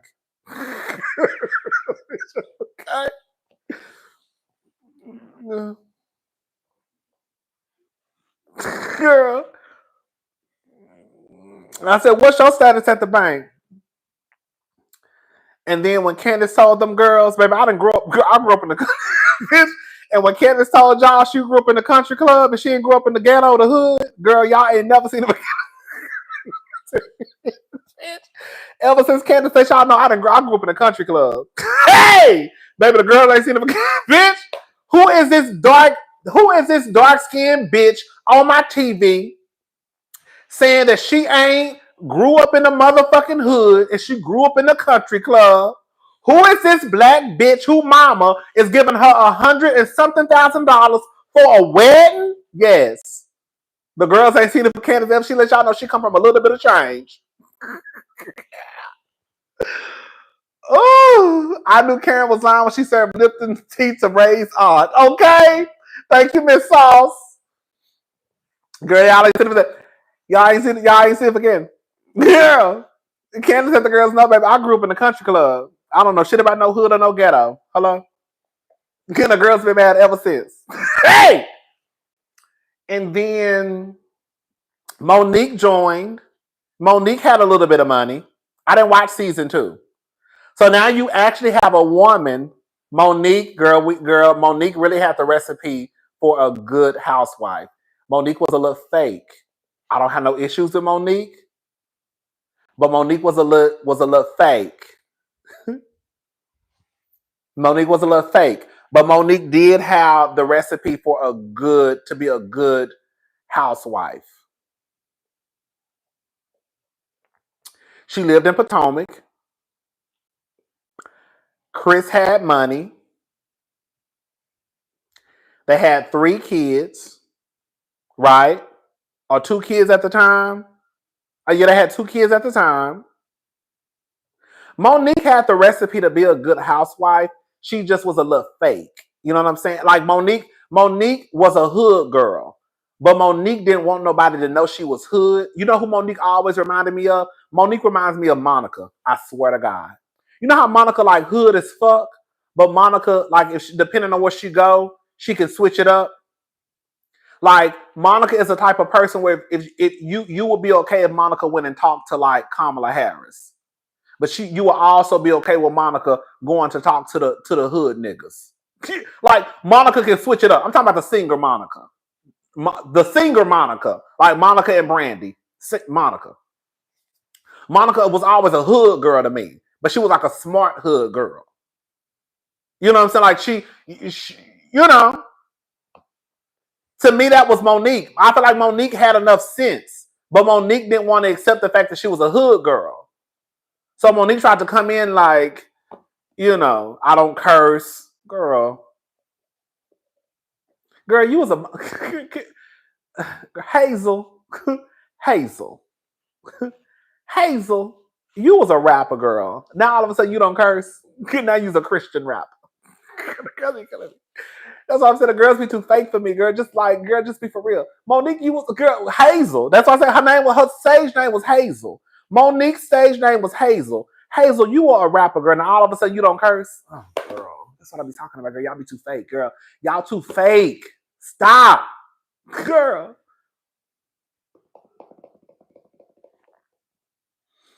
I think that Monique wanted to play the game of I'm a wife, I'm a mother.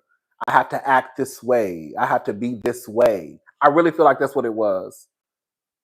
I felt like it was a struggle for Monique because Monique didn't have shit until she met Chris.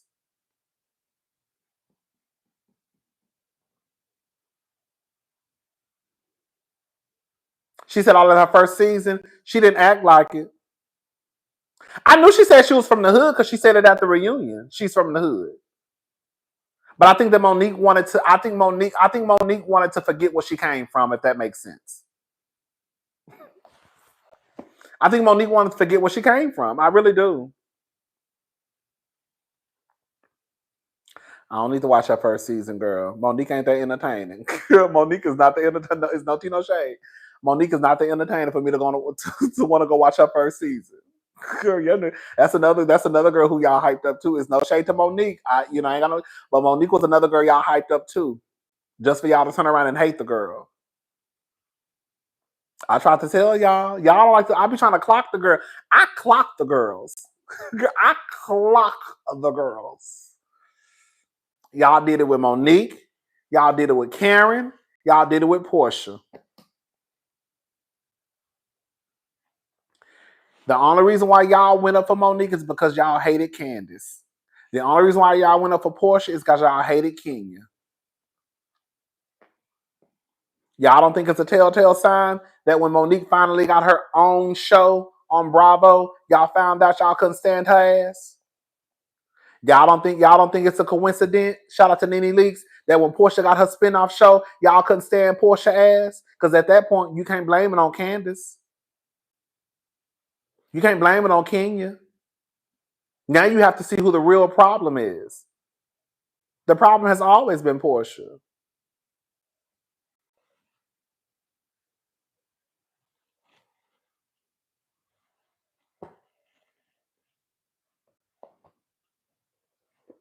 And then the real gag is, I was down here defending. Let's talk about that. The real gag is, if y'all go back and watch my Love and Marriage DC reviews, I was actually the one defending Monique. Y'all didn't like Monique because y'all didn't like the way she was treating her husband. The patriarchy lives, but a lot of shit that Monique was saying, I felt like Monique was making sense. A lot of people didn't like the fact that they felt like Monique should show more, I guess, gratitude for Chris pulling her out of a fucking car.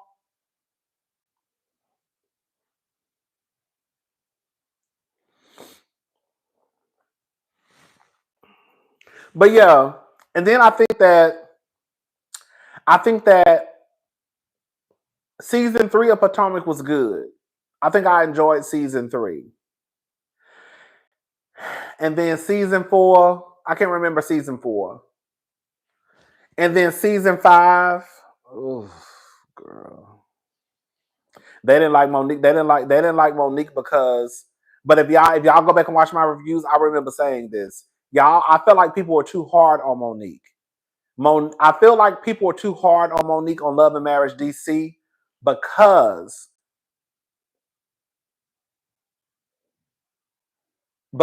Monique was very vocal about her marriage, and it appeared as though Monique was just a nagging bitch.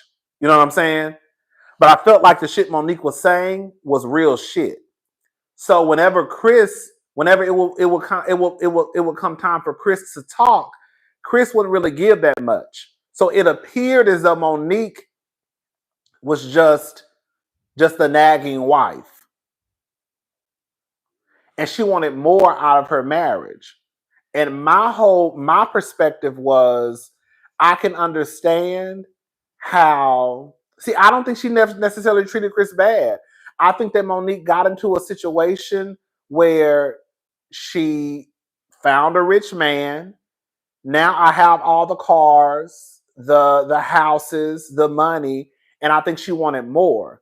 But Chris was still stuck on, basically, when you go back and watch Chris on Potomac, Chris was very much old school. Chris was very much, I bring home the bacon, you take care of the kids. Remember when they had a heart-to-heart with Monique, and they were letting, I think Robin was letting her know that, girl, when it comes to athletes, how like athletes have a problem because they're like the stars. They get the attention. So when they come home, I think Monique was crying on her birthday. Y'all don't remember that? Y'all don't remember Monique crying on her birthday? Was that Monique? The Green Eyed Bandits. I hated Monique when she said, honey, I got multiple homes, while Robin was staying in a box in Giselle in the condemned house. I'm thinking the Honda 07. Okay. Chris was not no cakewalk. He wasn't. Chris was not a cakewalk. I don't think he was. I think the difference was once he got on Potomac, I felt like Chris was probably trying to change a little bit, but it wasn't fast enough for Monique. Like Monique was already here and what she wanted, and like Monique was already here and Chris was like right here, but he was trying to ease up. And as he was easing up, Monique kept going up. So it felt like Chris was never going to catch up to Monique emotionally, you know, what she needed from the man. That's just how I felt. But anyways, yeah, and then I think Potomac, you know, like it's no shade, but like look at who. Can we talk? And I don't want to drag Giselle because I, you know, but look who y'all got. And like, girl, look who y'all got in there. Y'all really got more, girl. That's what I'm saying, girl. Y'all not gonna convince, girl. Can I say, girl, the only reason why, girl, the girls who go for Giselle go for Giselle because she's light skinned and she got green eyes. Because there is no way in hell that y'all are gonna convince me that y'all go for Giselle for any other reason outside of that.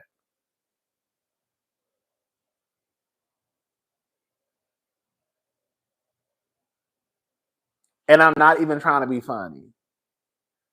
When you really start to go down the list, what does Giselle offer? Giselle ain't got no one-liners. Girl, we still quoting one-liners from Nene from season 1.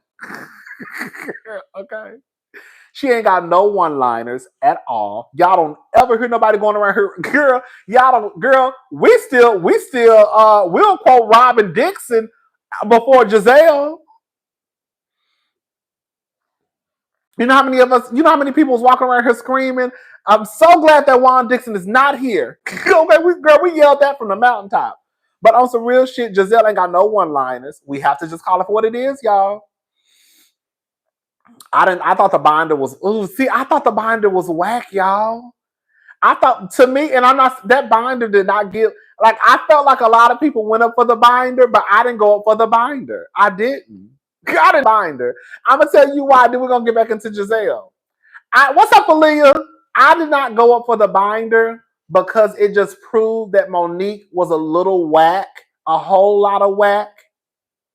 Because when you really think about it, Monique said when she came out on that stage, Monique came out there and she said that she had a tab for everybody on the stage, including herself. That's what she said. Now, let's just talk about it. Who did Monique fight that season? She fought Candace. But at the reunion, the only tab that she pulled back was who? Not Candace, Giselle. So that let me know right then and there that, girl, the smoke has always been for Giselle. You fucked around and fought your sister when you really wanted to whoop Giselle ass. But you knew you couldn't put your hands on Giselle. So you put your hands on Candace. Because if the smoke was really for Candace, you would have even doubled down and came to the reunion and let Candace have it a little bit more.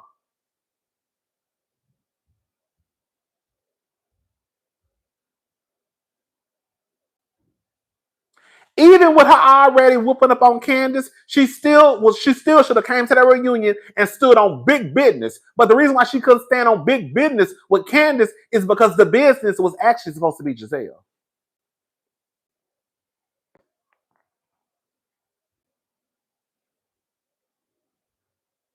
That's not true. That's not true.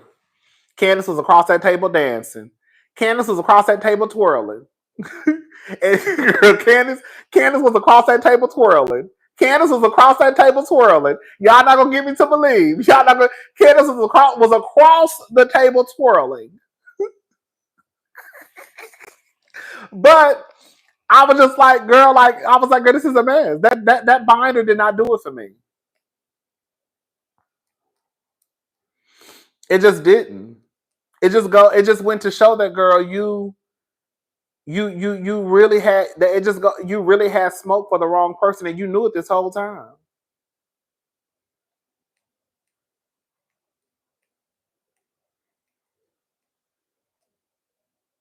But Giselle, let's just talk about it's no shit. It's no tea, no shade. Giselle is not this housewife that the girls make her out to be. Giselle has no one-liners. I have yet to hear anybody run around here quoting Giselle. And I ain't even heard the biggest Giselle fan. Girl, the biggest Giselle fan, give me 5 Giselle one-liners. Quick. Hello? Giselle has no fashion sense at all.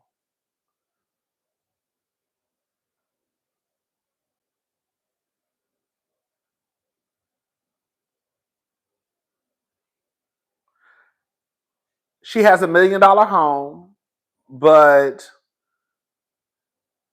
girl, her home, her decor.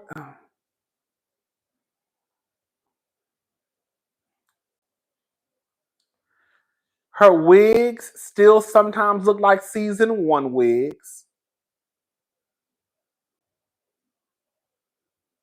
Like, I'm not even trying to be disrespectful toward. I swear to God, I'm not, y'all. I feel like I'm being honest when I say, what does Giselle bring to the show? Really nothing. Giselle gets by based off the way that she looks. I really believe that. I really honestly believe that. Because there's nothing else that Giselle has shown you in 9 seasons that will make you think that Giselle is just like, she's like that girl.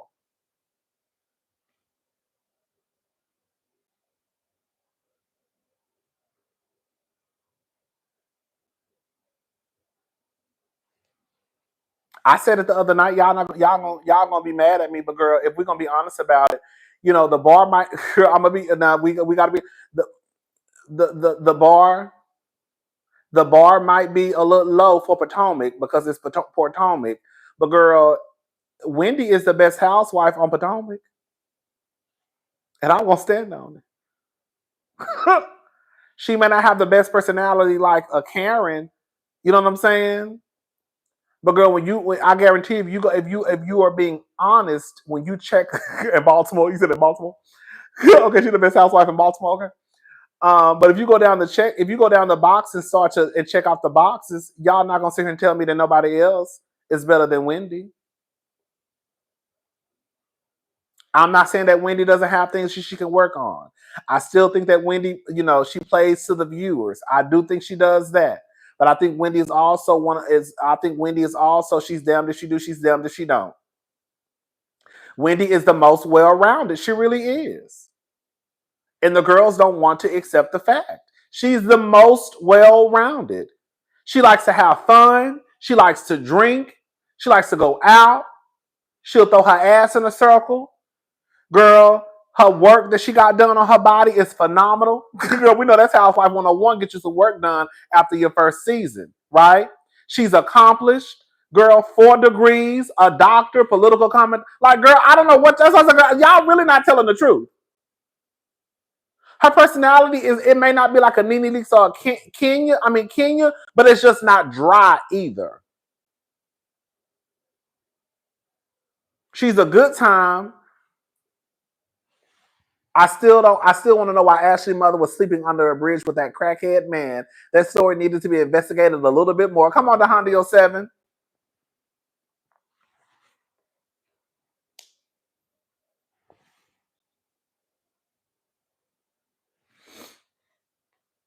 No, everybody can't be a star. I didn't say Wendy was a star. I said she was the best Potomac housewife. She is. Let's go down the list. And y'all really tell me who's the best Potomac housewife when you start comparing all the check boxes. Is it Giselle? Girl, no. Is it Ashley Darby? No. Is it Mia? No. Hello? Is it Robin? No. Is it Karen? No. Is it Stacy? No. Is it Kay? No. Is it Katie Ross? No. Is it Sharice? That's what I'm saying. Like, girl, y'all don't want to be honest about it, but Wendy is the best Potomac housewife. Girl, that just is what it is. It is what it is. The 2 best housewives were the ones that y'all hated the most, and that was Wendy and Candace. And they were the only 2. We have to call it for what it is. I know some of y'all don't like it. Girl, they were the only two that brought a little bit of wealth to the show. Wendy's party was probably the most that we've seen that you could tell she probably spent more, like probably $10,000 or $20,000 on that party. Eddie is the only one we've seen hand Dr. Wendy a $50,000 check. Girl, what's your status at the bank? Karen is paying her man bills, if we're going to be honest about it. Candace came on showing y'all she come for money, and the girls don't want it.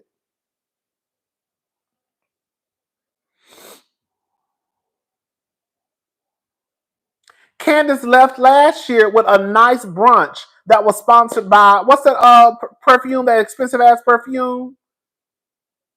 Y'all don't want to say it, but it is what it is. Again, I'm not saying that Dr. Wendy is on Dr. Nicole. Okay. Let's be clear. Okay. I'm not saying no Dr. Wendy is on Dr. Nicole. But to me, Dr. Nicole was the best housewife. Dr. Nicole also doesn't have just this over-the-top personality. But to me, Dr. Nicole should have been the face of Miami.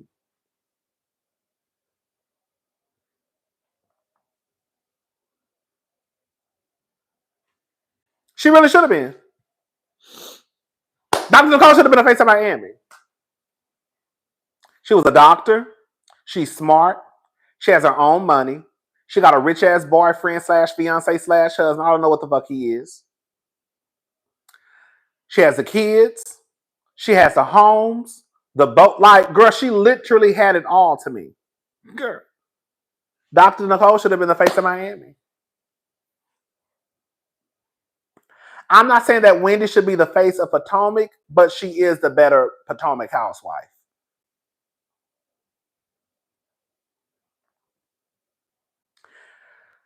But the truth of the matter is, like, the girls. Let me shut up.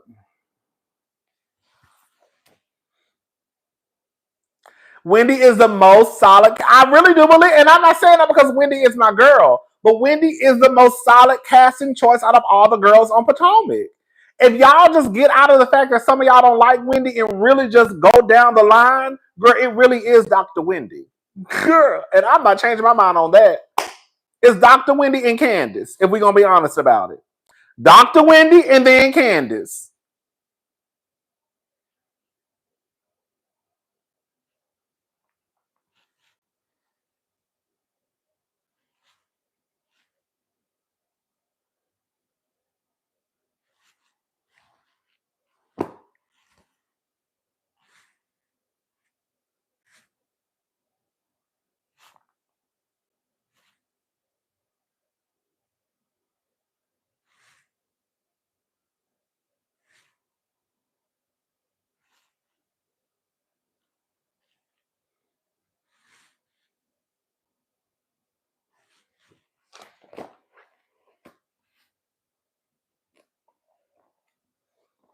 They need that's what I'm saying.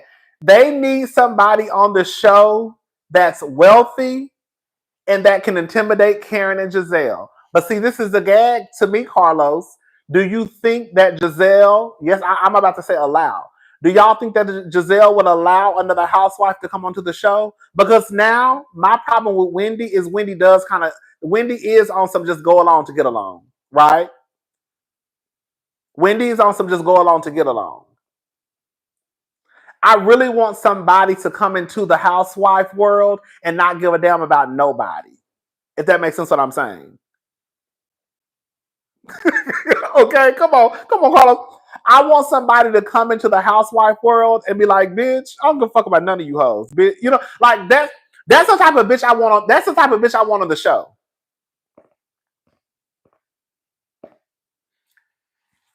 That's the type of girl I want on the show. A girl who comes in and is not gonna fall in line. Because, bitch, I don't need this motherfucking show. Bitch, I'm filthy rich. I don't need this shit. Y'all don't know. Girl, please. I am that girl. Who the fuck is Giselle? Who the fuck is Karen?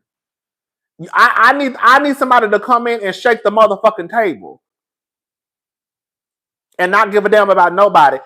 Girl, let me say, girl, we have to give Candy. One thing I will, and I never realized this about Candy. One thing about Candy Burris. Candy Burris.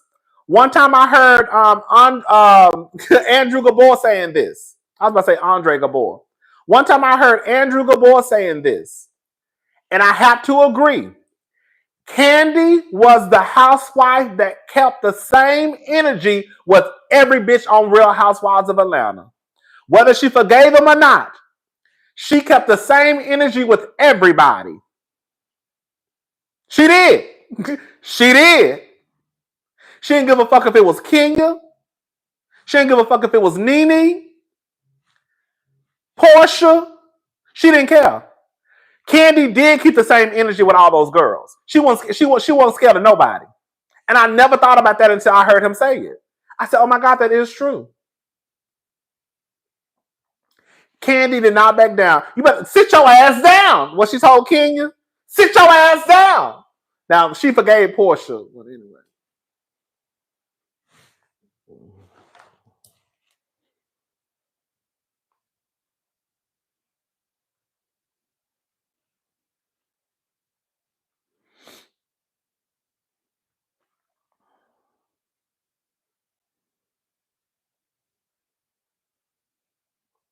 Thank you, Sequence. Thank you so much.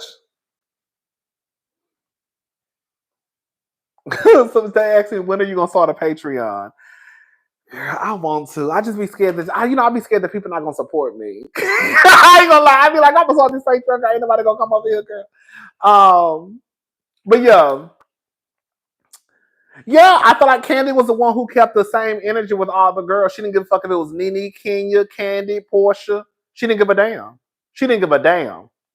And that's one thing I have to give Candy her respect on. She wasn't going to back down from none of them. Hello? But yeah, I think that's what makes a good housewife. Like, to me, a good housewife is when they come in and they have the money and they have the name and they don't have to kiss nobody's ass. Like, bitch, I'm not kissing y'all ass, bitch. Do you know who the fuck I am? They need that type of girl on Potomac. A girl who can come in and really shake the shit up and not give a damn about no Giselle or no goddamn Karen. A girl who really, like Kathy Hilton. Bitch. Can we talk about it? They need a Kathy Hilton on the show. You know how the girls really don't fool with Kathy, and the ones who do ain't on the show no more? Hey, hello? You see what she said about Lisa Rinna? Kathy, let me tell you how Kathy stands on big business. Kathy did an interview. I saw this with my own eye. Kathy did an interview with TMZ, and I'm paraphrasing. She told them that basically she didn't want Lisa. Basically, she didn't want Lisa Rinna on the show. Like, in order for her to come back, Lisa gotta go. Bitch, why the next season Lisa didn't come back and Kathy didn't? Bitch, Lisa didn't come back and Kathy didn't come back and she popped up at the reunion. I said, bitch, that's my type of bitch. Once Kathy stands on big business, hey. Kathy said Lisa better not come back. And then Kathy didn't come back and then she popped up at the reunion. I said, bitch, hey. And y'all know Lisa was my girl. Okay? Girl, you know Lisa was my girl. Lisa was my girl, baby. But I gotta give Mary. I mean, not Mary. I gotta give Big Cat her props. Big Cat said, "Bitch, she better not come back." And then Kathy said, "I ain't coming back either. I just want y'all to find it, bitches. Let her know who got the power." Okay, because I heard that Lisa quit, but then she tried to walk it back. But then Bravo was like, "Girl, just stay gone." Girl. So I heard Lisa actually tried to like walk back her resignation. She didn't get fired. So she really didn't get fired, but girl, yes. Baby, Kathy showed up at the reunion with her lawyers, bitch. Because y'all not gonna get me to believe that Kathy. Let me tell you something. And I told y'all this.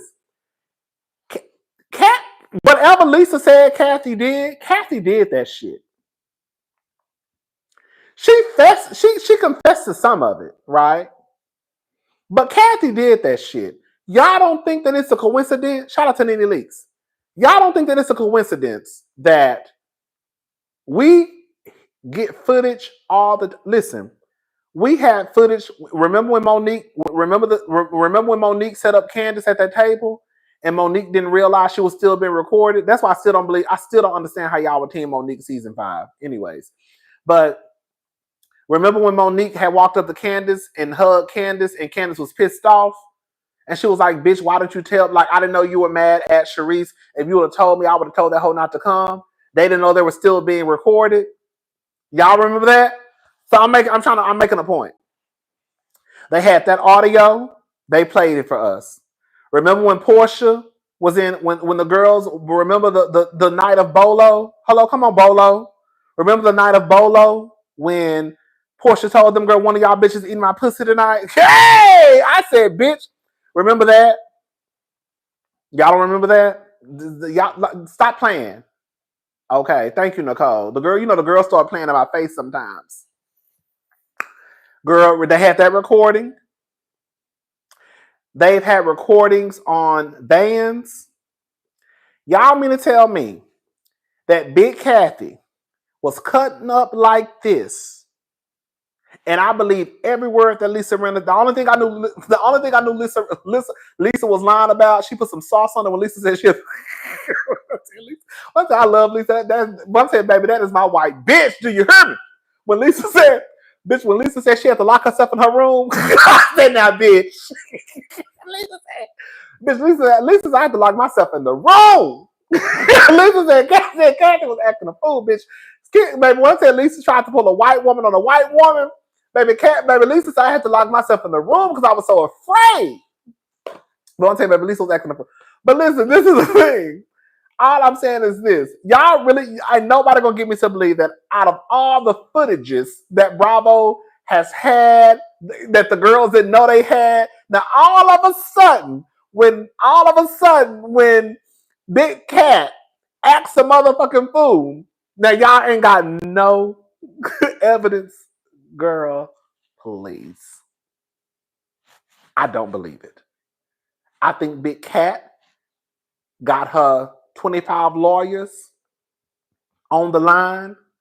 And I think Big Cat said, you better let them motherfuckers know. They better not release nothing. Not even a hot mic. Girl, as many hot mic moments as we've had, I think Big Cat let her lawyers know that you better let them motherfuckers know that shit better not come out. And girl, her lawyers got on the line. They started sending emails and making phone calls. And we ain't never seen that shit to this day. I don't believe that. There's something that has big girl. They have cameras set up in these cars. They have cameras set up in these homes. Now all of a sudden, girl, we ain't got no footage, no audio, or nothing of Big Kathy acting a goddamn fool. Nothing, girl. Nothing. Like nothing. Girl, like nothing. Like nothing. Girl, I'm not buying it. But yeah. You gotta have a bitch like Big Kathy on the scene. Kathy don't give a fuck about none of them girls. Cause Kathy letting them girls know I run this shit. And the girls who don't get in line, you gonna be off this shit. I'm surprised she ain't really go after Erica Jane. I'm surprised she ain't went after Erica Jane. Cause Erica Jane and Lisa was the ones who really was going after Kathy quiet as it's kept. It was really Lisa, but Erica Jane was her backup. Because Erica Jane was the one who let us know that Big Kathy was in there calling the girls faggots. Girl, I said, oh my God. Girl, she said, girl, then they said Big Kathy Big Kathy said she wanted to hear Michael. Baby, they said Kathy said she wanted to hear Michael.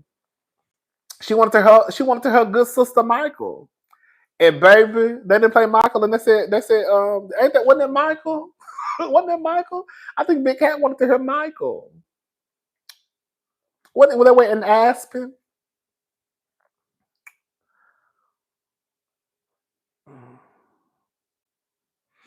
Yeah, it was Michael. Big Cat wanted to hear Michael.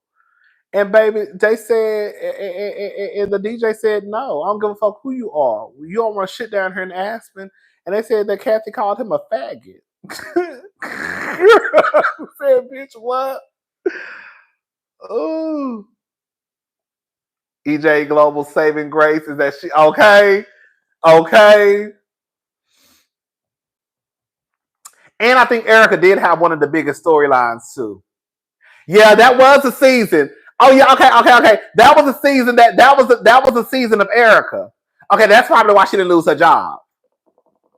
Because the next season was when, because the next season that's when Lisa kind of got, I guess in a way, fired. I don't know. I guess technically she didn't get fired. I don't know, girl. That's when she left the show. So the next season, that was Erica's season. So that makes sense why she probably won't come back, because the next season also could still probably be Erica's season. If Erica probably didn't have that shit going on, Erica probably would have got her pink slip and white box too.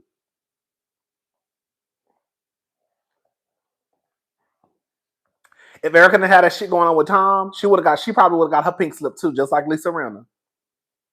Kathy was showing her white privilege, baby. She sure was, against some other white girls. Kathy said, I don't give a damn. Y'all see how Sutton don't play with Kathy? Huh?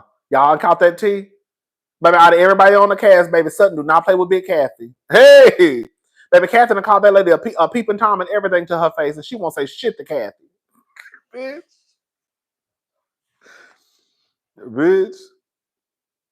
Okay, come on, class privilege. I ain't mad at it, girl. Because I'm going to be honest with y'all. Let me tell y'all something, baby. And I said the same thing about girl, the fake Grand Dame. It ain't no way in hell. If I'm going to be walking around here acting like I'm somebody, ain't no way in hell I'm going to have some footage come out of me acting a goddamn fool. I really do believe. Okay. I really do believe Kathy acted a goddamn fool. But I also believe that because Kathy is Kathy. Because let's be very clear. I've always heard of Kathy Hilton. I have. I had never heard of Kyle Richards, though, until Beverly Hills. I had never heard of Kim. But I had always heard of Paris Hilton's mama, Kathy Hilton. I have always heard of Kathy Hilton. So in my head, and this might not be the truth. This is just what I'm telling myself. In my head, she stopped that footage from coming out. Because I definitely believe there was some type of audio, something that they had to prove that Lisa was acting a fool. But the point that I'm trying to make, not Lisa, Kathy was acting a fool. I think there was some type of audio or footage to prove that. But Kathy did what she was supposed to do. Kathy made sure, bitch, that shit better not come out. The same way Karen, old dumbass, should have made sure that their goddamn body cam footage didn't come out. If she had to plead guilty, if she had to send somebody's child to college for free for a semester, that's a difference between some real. That's the shit between like that. Like y'all want to be calling Karen the Grand Dame? No, Kathy is the Grand Dame. Kathy is the Grand Dame. Hello, and everybody know it. Y'all don't remember when Crystal got to the reunion and said that Kathy basically Kathy tried to pretend she doesn't really know her power? Do y'all don't remember? I'm paraphrasing. Do y'all remember when Crystal, the Asian girl, Asian woman, not a girl, I say girl, but Crystal, the Asian chick. Remember when she was at the reunion and she was like, "Yeah, Kathy is pretty powerful." Y'all don't remember her saying that? Like Kathy tries to play. Thank you. Kathy tries to play. Kathy tries to play like this dumb ditzy girl, but she do the same thing Paris Hilton do. You know how Paris try to put on that baby voice like but Paris Hilton probably one of the smartest bitches in the room. Kathy does the same thing. She tries to play the bitch who probably losing her mind. But that's just an act for Kathy. Kathy will shake, baby. Kathy will, baby, tear down the whole motherfucking building if she have to. I believe it. I believe that Kathy Hilton can be ruthless. Okay. I believe that Kathy Hilton, if she say some shit ain't gonna happen, it ain't gonna happen. Okay, girl. I believe it. So the point I'm trying to make is, I'm with Kathy. Ain't no shit coming out about me that I don't want to come out.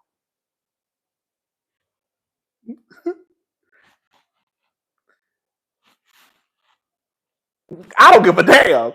Ain't no shit coming out about me that I don't want to come out. And that's just on motherfucking period. So when Karen was over there, being a drunk, running into trees, car blowing up, a bitch like Kathy, that shit would have never we would have never found out about no shit like that. If that was Kathy Hilton, we would have never known that Kathy got drunk, hit a tree, car blew up like the Fast and the Furious, bitch hit a sign, hit another sign. We would have never known. We would have never known that Kathy had just bitch was running through a residential neighborhood, girl, like Mario Brothers, Mario Kart. Girl, we would have never found out that shit. That shit would have went away. I bet you. That shit would have went away.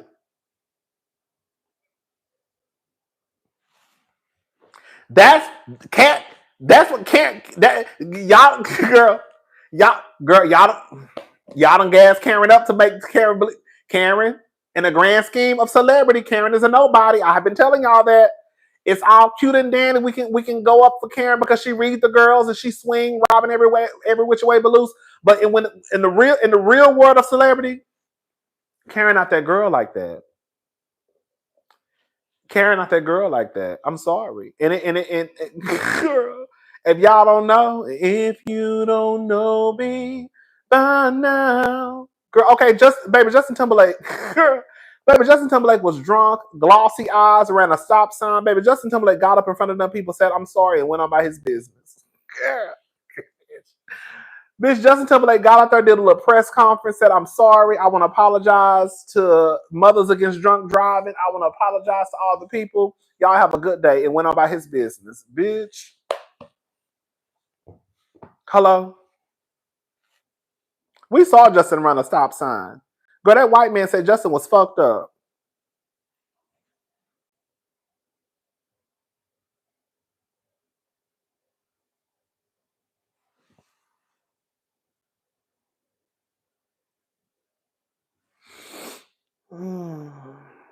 Thank you, Jay Jersey girl. Do you have a P.O. box? Ooh, girl, don't judge me. I've been talking about getting a P.O. box for the last 7 years. I still ain't got one. I'm gonna get one day.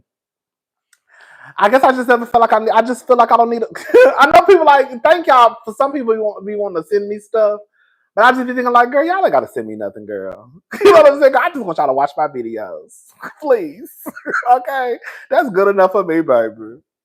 Girl, I ain't too hard to please, baby. Just watch my videos, share my videos, comment, like the videos, subscribe. That's all I want y'all to do.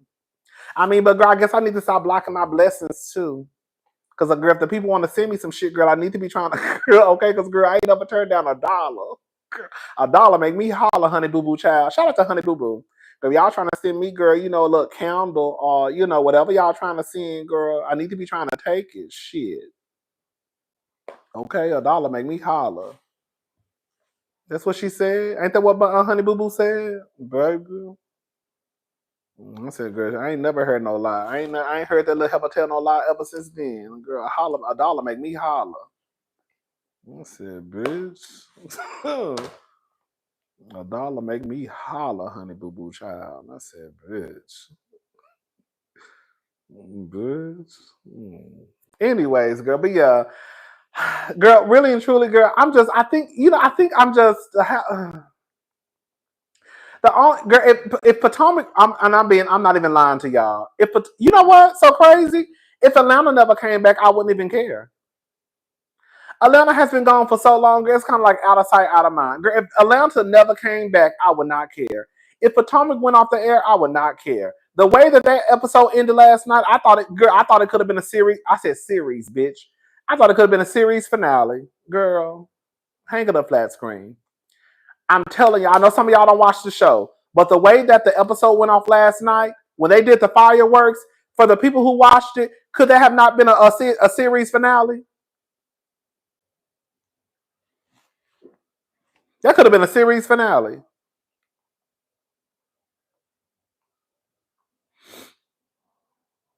Girl, let me see something.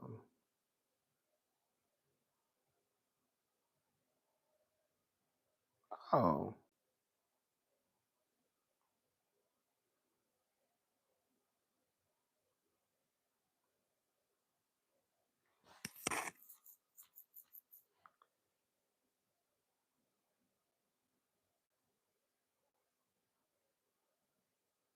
Oh, okay. Yeah. But you know what's so crazy? At least with like Salt Lake City, their views are not as high. Their views are not like Potomac has higher views than Salt Lake City, but Salt Lake City is good.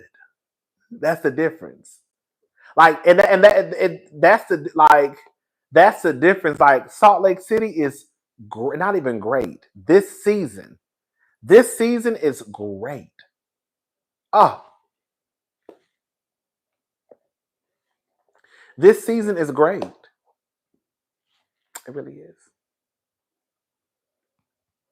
All the girls are clocking in. Like, even if it's beef with each other, they're still clocking in. You have Mary and Meredith who fell out. You have Mary and Angie who are good friends. You have Angie versus Bronwyn. You have Bronwyn versus Lisa. Girl, Bronwyn pretty much versus the whole group. You have, Lisa, girl, pretty much versus the whole group.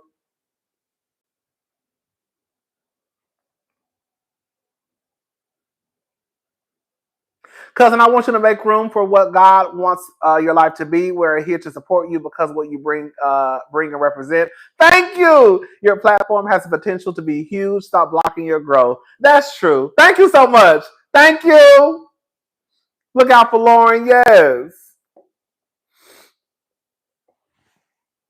But yeah, they have a lot of stuff going on. Salt Lake City, they do. They have personal storylines, right? I just think it's a good show.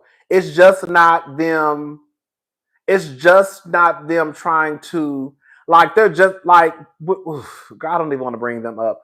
But again, it's not, I'm sorry, it's not all Mia's fault because again, Mia just shot the shit. They decided to show us.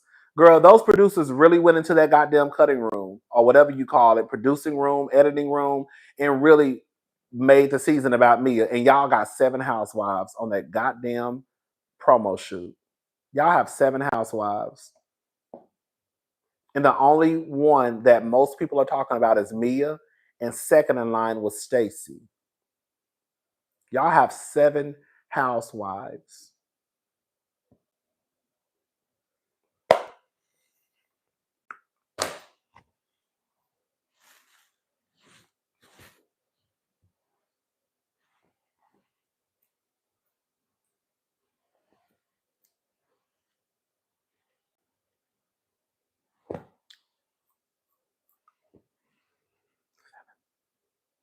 I have 7 housewives.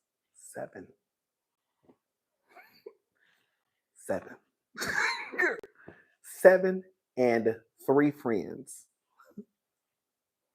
Bitch, you have Ashley, Karen, Giselle, Wendy, Mia, Kay, Stacy, Jossie as a friend, Jackie as a friend, and Vivian was a friend. That's 10 girls. And y'all still ain't managed to work it. How you got 10 girls and the show is still not what it's supposed to be? I'm done talking about Potomac. Anyways, girl, Potomac can go off. Honestly, I don't even care no more. For real. Girl, my show is really Beverly Hills and Salt Lake City, and I hate that. I hate that because it's the black shows. But Salt Lake City, they put in the work. Beverly Hills, they put in the work. Even though I will say I don't want this whole season to be about Dorit and Kyle beefing, but Beverly Hills has had some good seasons. They really have.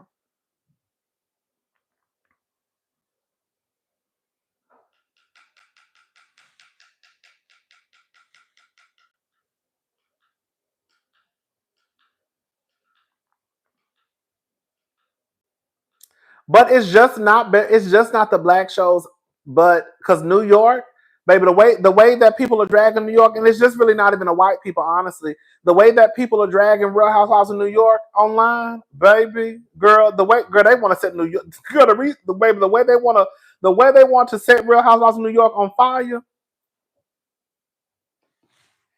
Girl, the people can't stand Real Housewives of New York.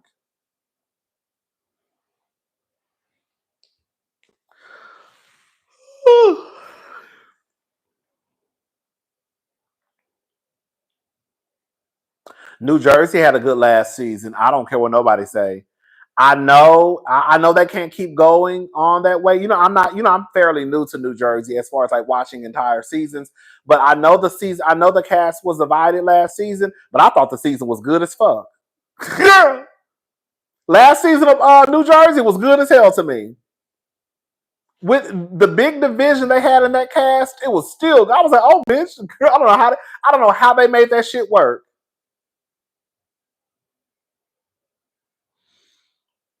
But New Jersey was good to me. It really was. Y'all didn't think it was good?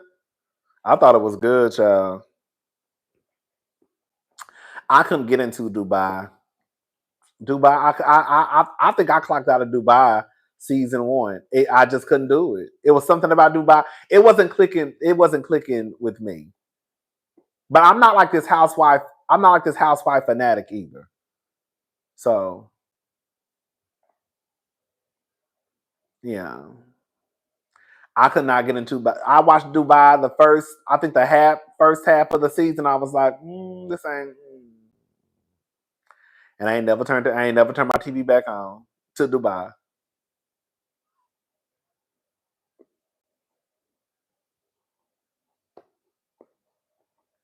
Y'all going to BravoCon this year? Y'all going to BravoCon? Girl, I'm trying to be on somebody's panel. Girl, I'm trying to be a moderator, honey. I need to be on somebody's carpet asking questions or something. We're gonna speak that into existence. Okay? Yes. I want to be at work.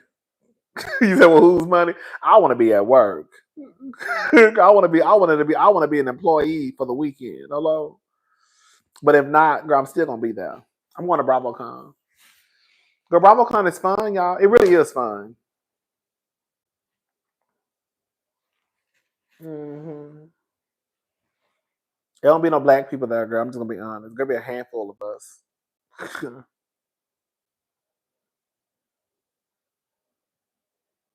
A handful.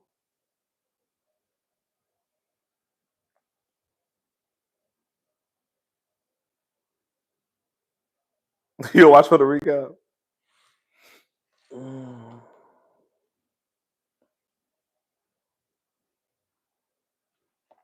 It's November. BravoCon is November. I think it's the yes, BravoCon is a cute little gig. It's a cute little gig, I'm not gonna lie. BravoCon is this year. I think it's like the 14th, 15th, and the 16th. Let's Google it. I think I'm right though. Let me see. Girl, you gotta start putting your money to the side right now. We're gonna sit here and bullshit, especially if you want VIP. Hold up. I was blessed last year. I got my stuff for free. It's November the 14th, 15th, and 16th. Yeah. Mm-hmm. But yeah, I'm going next year. It's gonna be cute. I didn't really meet anybody because the only people I wanted to, girl, it was only a handful of people I wanted to see. Dr. Wendy, I didn't get to meet Dr. Wendy. I didn't get to meet Kenya. It was like a handful of people. I didn't get to meet Dr. Heavenly or Dr. Jackie or any of the girls from Married to Medicine. I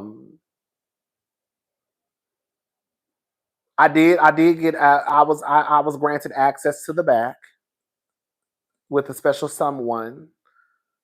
Okay, one of the big dogs, baby. Okay, one of the big dogs said, "Baby, let's go." I said, "Oh, okay, go take a woman's thing." Okay. But yeah.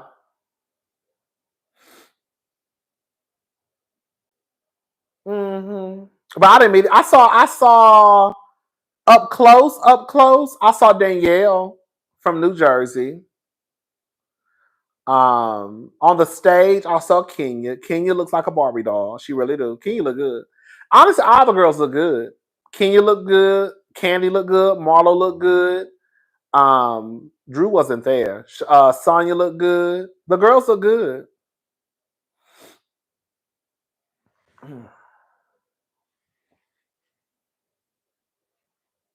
But it was cute. It was real cute.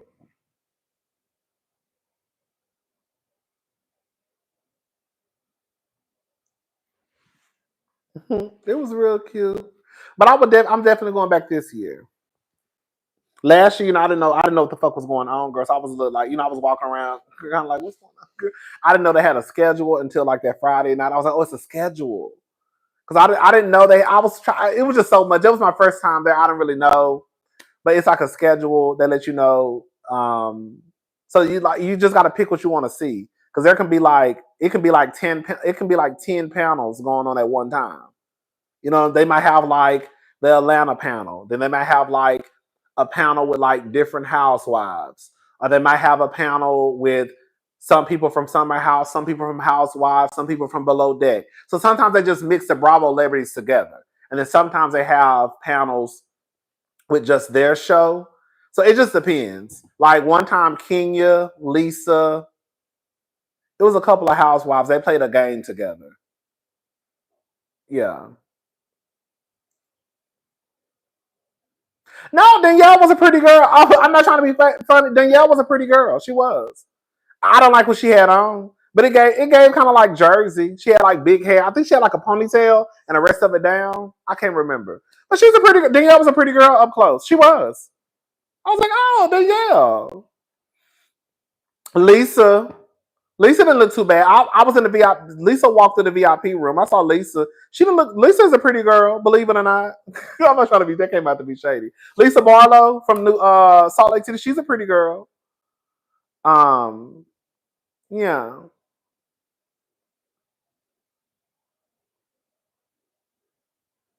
Bitch ain't gonna like, girl. It was funny. It was funny. I said, right. You know who?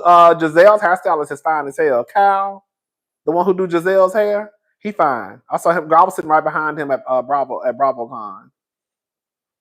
And when I was laughing, I know he was like, this punk getting on. Hey! I know he was like, this punk is getting on my nerves. But I was back there giggling.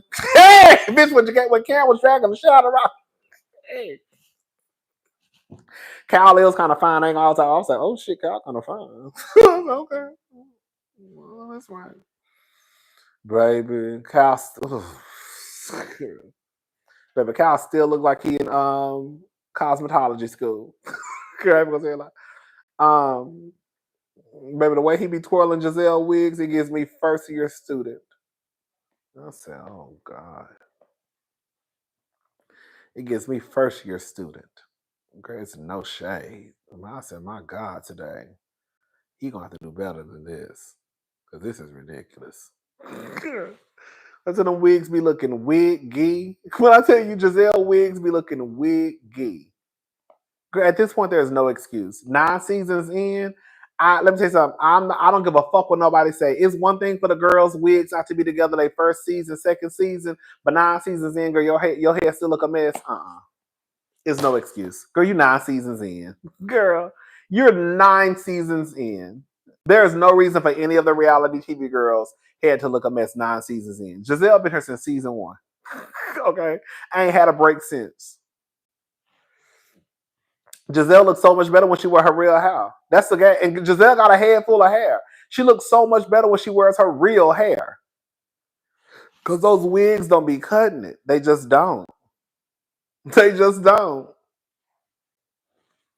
My leg gets held up. But it is what it is. What time is it? I ain't gonna make a target. I've never running my goddamn mouth.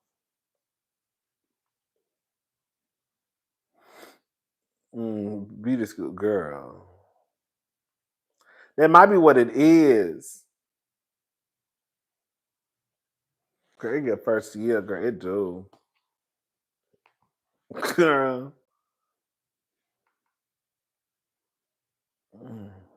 Girl.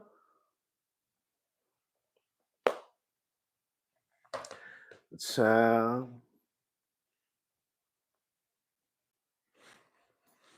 Oh shit. Baby, yeah, we already talked about Bambi. Girl, we was in her arguing. I had to. Who was that? Who asked me? Did you talk about Bambi already? Yeah, we already talked about it. I had to apologize. I told some of the girls that was gonna get offended with her. I already knew what was about to happen. I already knew what was about to happen because, girl, I knew from the comment section on Neighborhood Talk that, girl, what I had to say was going to be the complete opposite. I already knew, child. I said, let me just go ahead and apologize to the ex-wives because, girl, I don't want nobody to go. You know, girl, so good, man, child. They're trying to counsel you and shit. Don't want to watch the channel no more, girl. Somebody told me, girl, I had to, girl, one time somebody, girl, let me shut up. I already had somebody tell me they got to unsubscribe from my channel. I said, girl, I ain't even did nothing. Girl, what I do?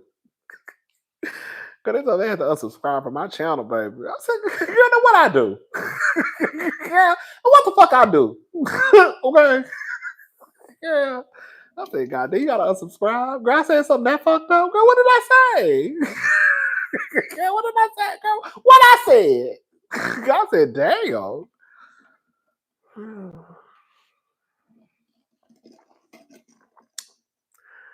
I said, this is exactly why I need a Patreon. Because the girls get mad. Girl, the girls want to get mad. Then now say leaving this shit. Girl. I said, damn. Now I'm over here thinking, girl, like, what the fuck did I say? Girl, like, what did I say? Now I'm over here making faces like Phaedra. Girl, what did I say? I ain't even say nothing. Now I gotta watch the video back and shit to see what I said to offend somebody. Girl, what the fuck did I say? Okay, girl. I just said okay. I mean, girl, okay, girl, I'm sorry. Girl, I'm sorry. Girl, I'm gonna start doing like Heavenly do. Girl, I'm gonna say it, I'm gonna take it back. That's what I'm gonna start doing. I'm gonna start saying what Heavenly be saying. What Heavenly say down there, what you say? Girl, when Heavenly say some shit she ain't got no business saying, she said, I'm gonna say it, but I'm gonna take it back. Girl, I'm gonna start saying that. Girl, I'm gonna say it, but I'm gonna take it back. Yeah, because goddamn, I can't even say shit no more. Damn. I'm gonna say it, but I'm gonna take it back. I'm gonna say it, but I'm gonna take it back. Because you will never know the convictions of a wife. I know he put your ass out. You will never know the convictions of a wife. What Portia told Kenya? And King said, I know he put your ass out. That's what I'm saying, bitch. That's what I'm saying, bitch. Baby, that one thing, let me say something. One thing I always respected about the girls in Atlanta, except for when Portia did that, when Portia pulled that son with the HR, that's why I said, girl, y'all really think like, girl, Giselle really could not fuck with the girls in Atlanta. The way they used to read each other for filth on that show, and girl, it was what it was. Y'all need to put that girl. Them girls used to read each other for filth, baby, and used to keep on ticking. Bitch, remember when Kenya told girl? Remember when Nene said, "You're not gonna disrespect." Bitch, Kenya, my motherfucking girl. Remember when Nene said, "You're not gonna disrespect me and my husband," and then Kenya said, "I just did." I said, "Bitch." Bitch, them bitches used to go in. And then remember when Nene set up on the edge of her seat, then Kenya set up on the edge of her seat. But them bitches used to give us a show. Them bitches used to give us a show. Bitch, them bitches used to give us a show. You're not gonna disrespect me and my husband. I just did. I said, I'm a bitch. I said, come on. And then they panned to Peter, and this all you could see Peter do was.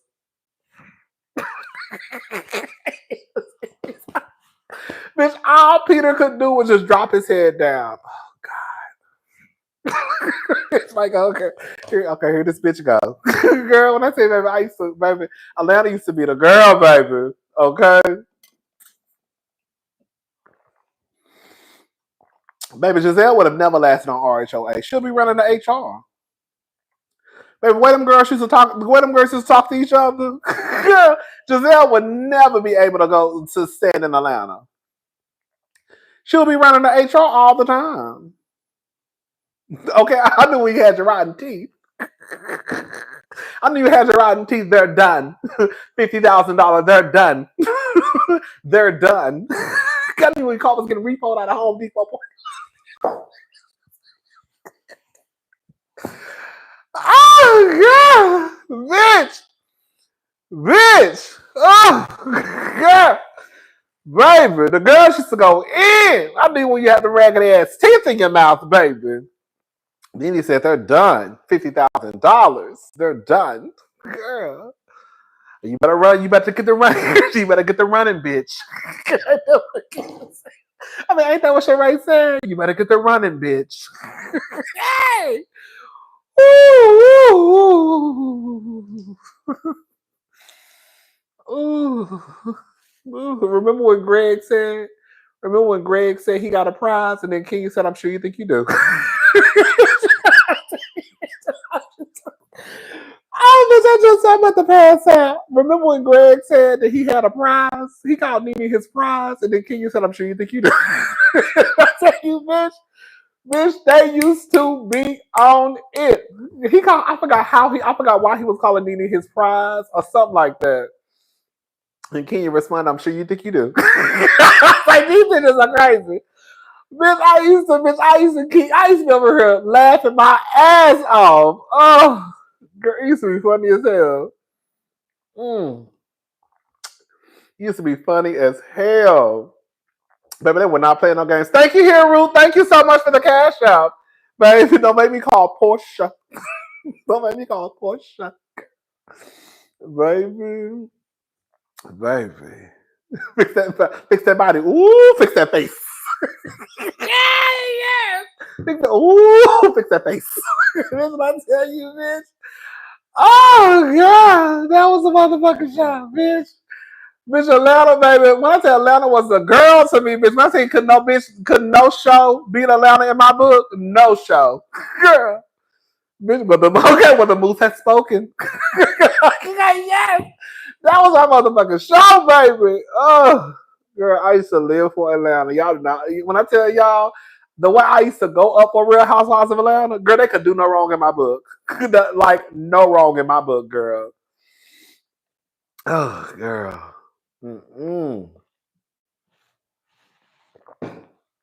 They were funny as hell. That was when I tell you, like, Atlanta used to be that girl. Oh. Girl, even I was walking around here quoting Portia, "You are a slut from the 90s. I said, "Come on, slut from the 90s. I said, bitch. Oh, girl. I'm about to get off of here, child. I'm starting to sweat this shit. I done got hot. Maybe I got my AC off. It's hot as hell in this apartment. Anyways, y'all. I'm gone. That was actually kind of funny. I'm gone. It's something I gotta watch. Oh, Beverly Hills came on tonight, right? Beverly Hills came on. Okay, I'm gonna watch Beverly. I have Beverly Hills up tomorrow. I wonder what Sweetie at. What's Sweetie at? I wonder how she doing. Anyway, shout out to Sweetie. Shout out to Sweetie, y'all. Y'all send love to Sweetie. All right, y'all. I'm gone. I'll talk to y'all later. Y'all have a good night. Thank y'all so much for watching. Bye, y'all.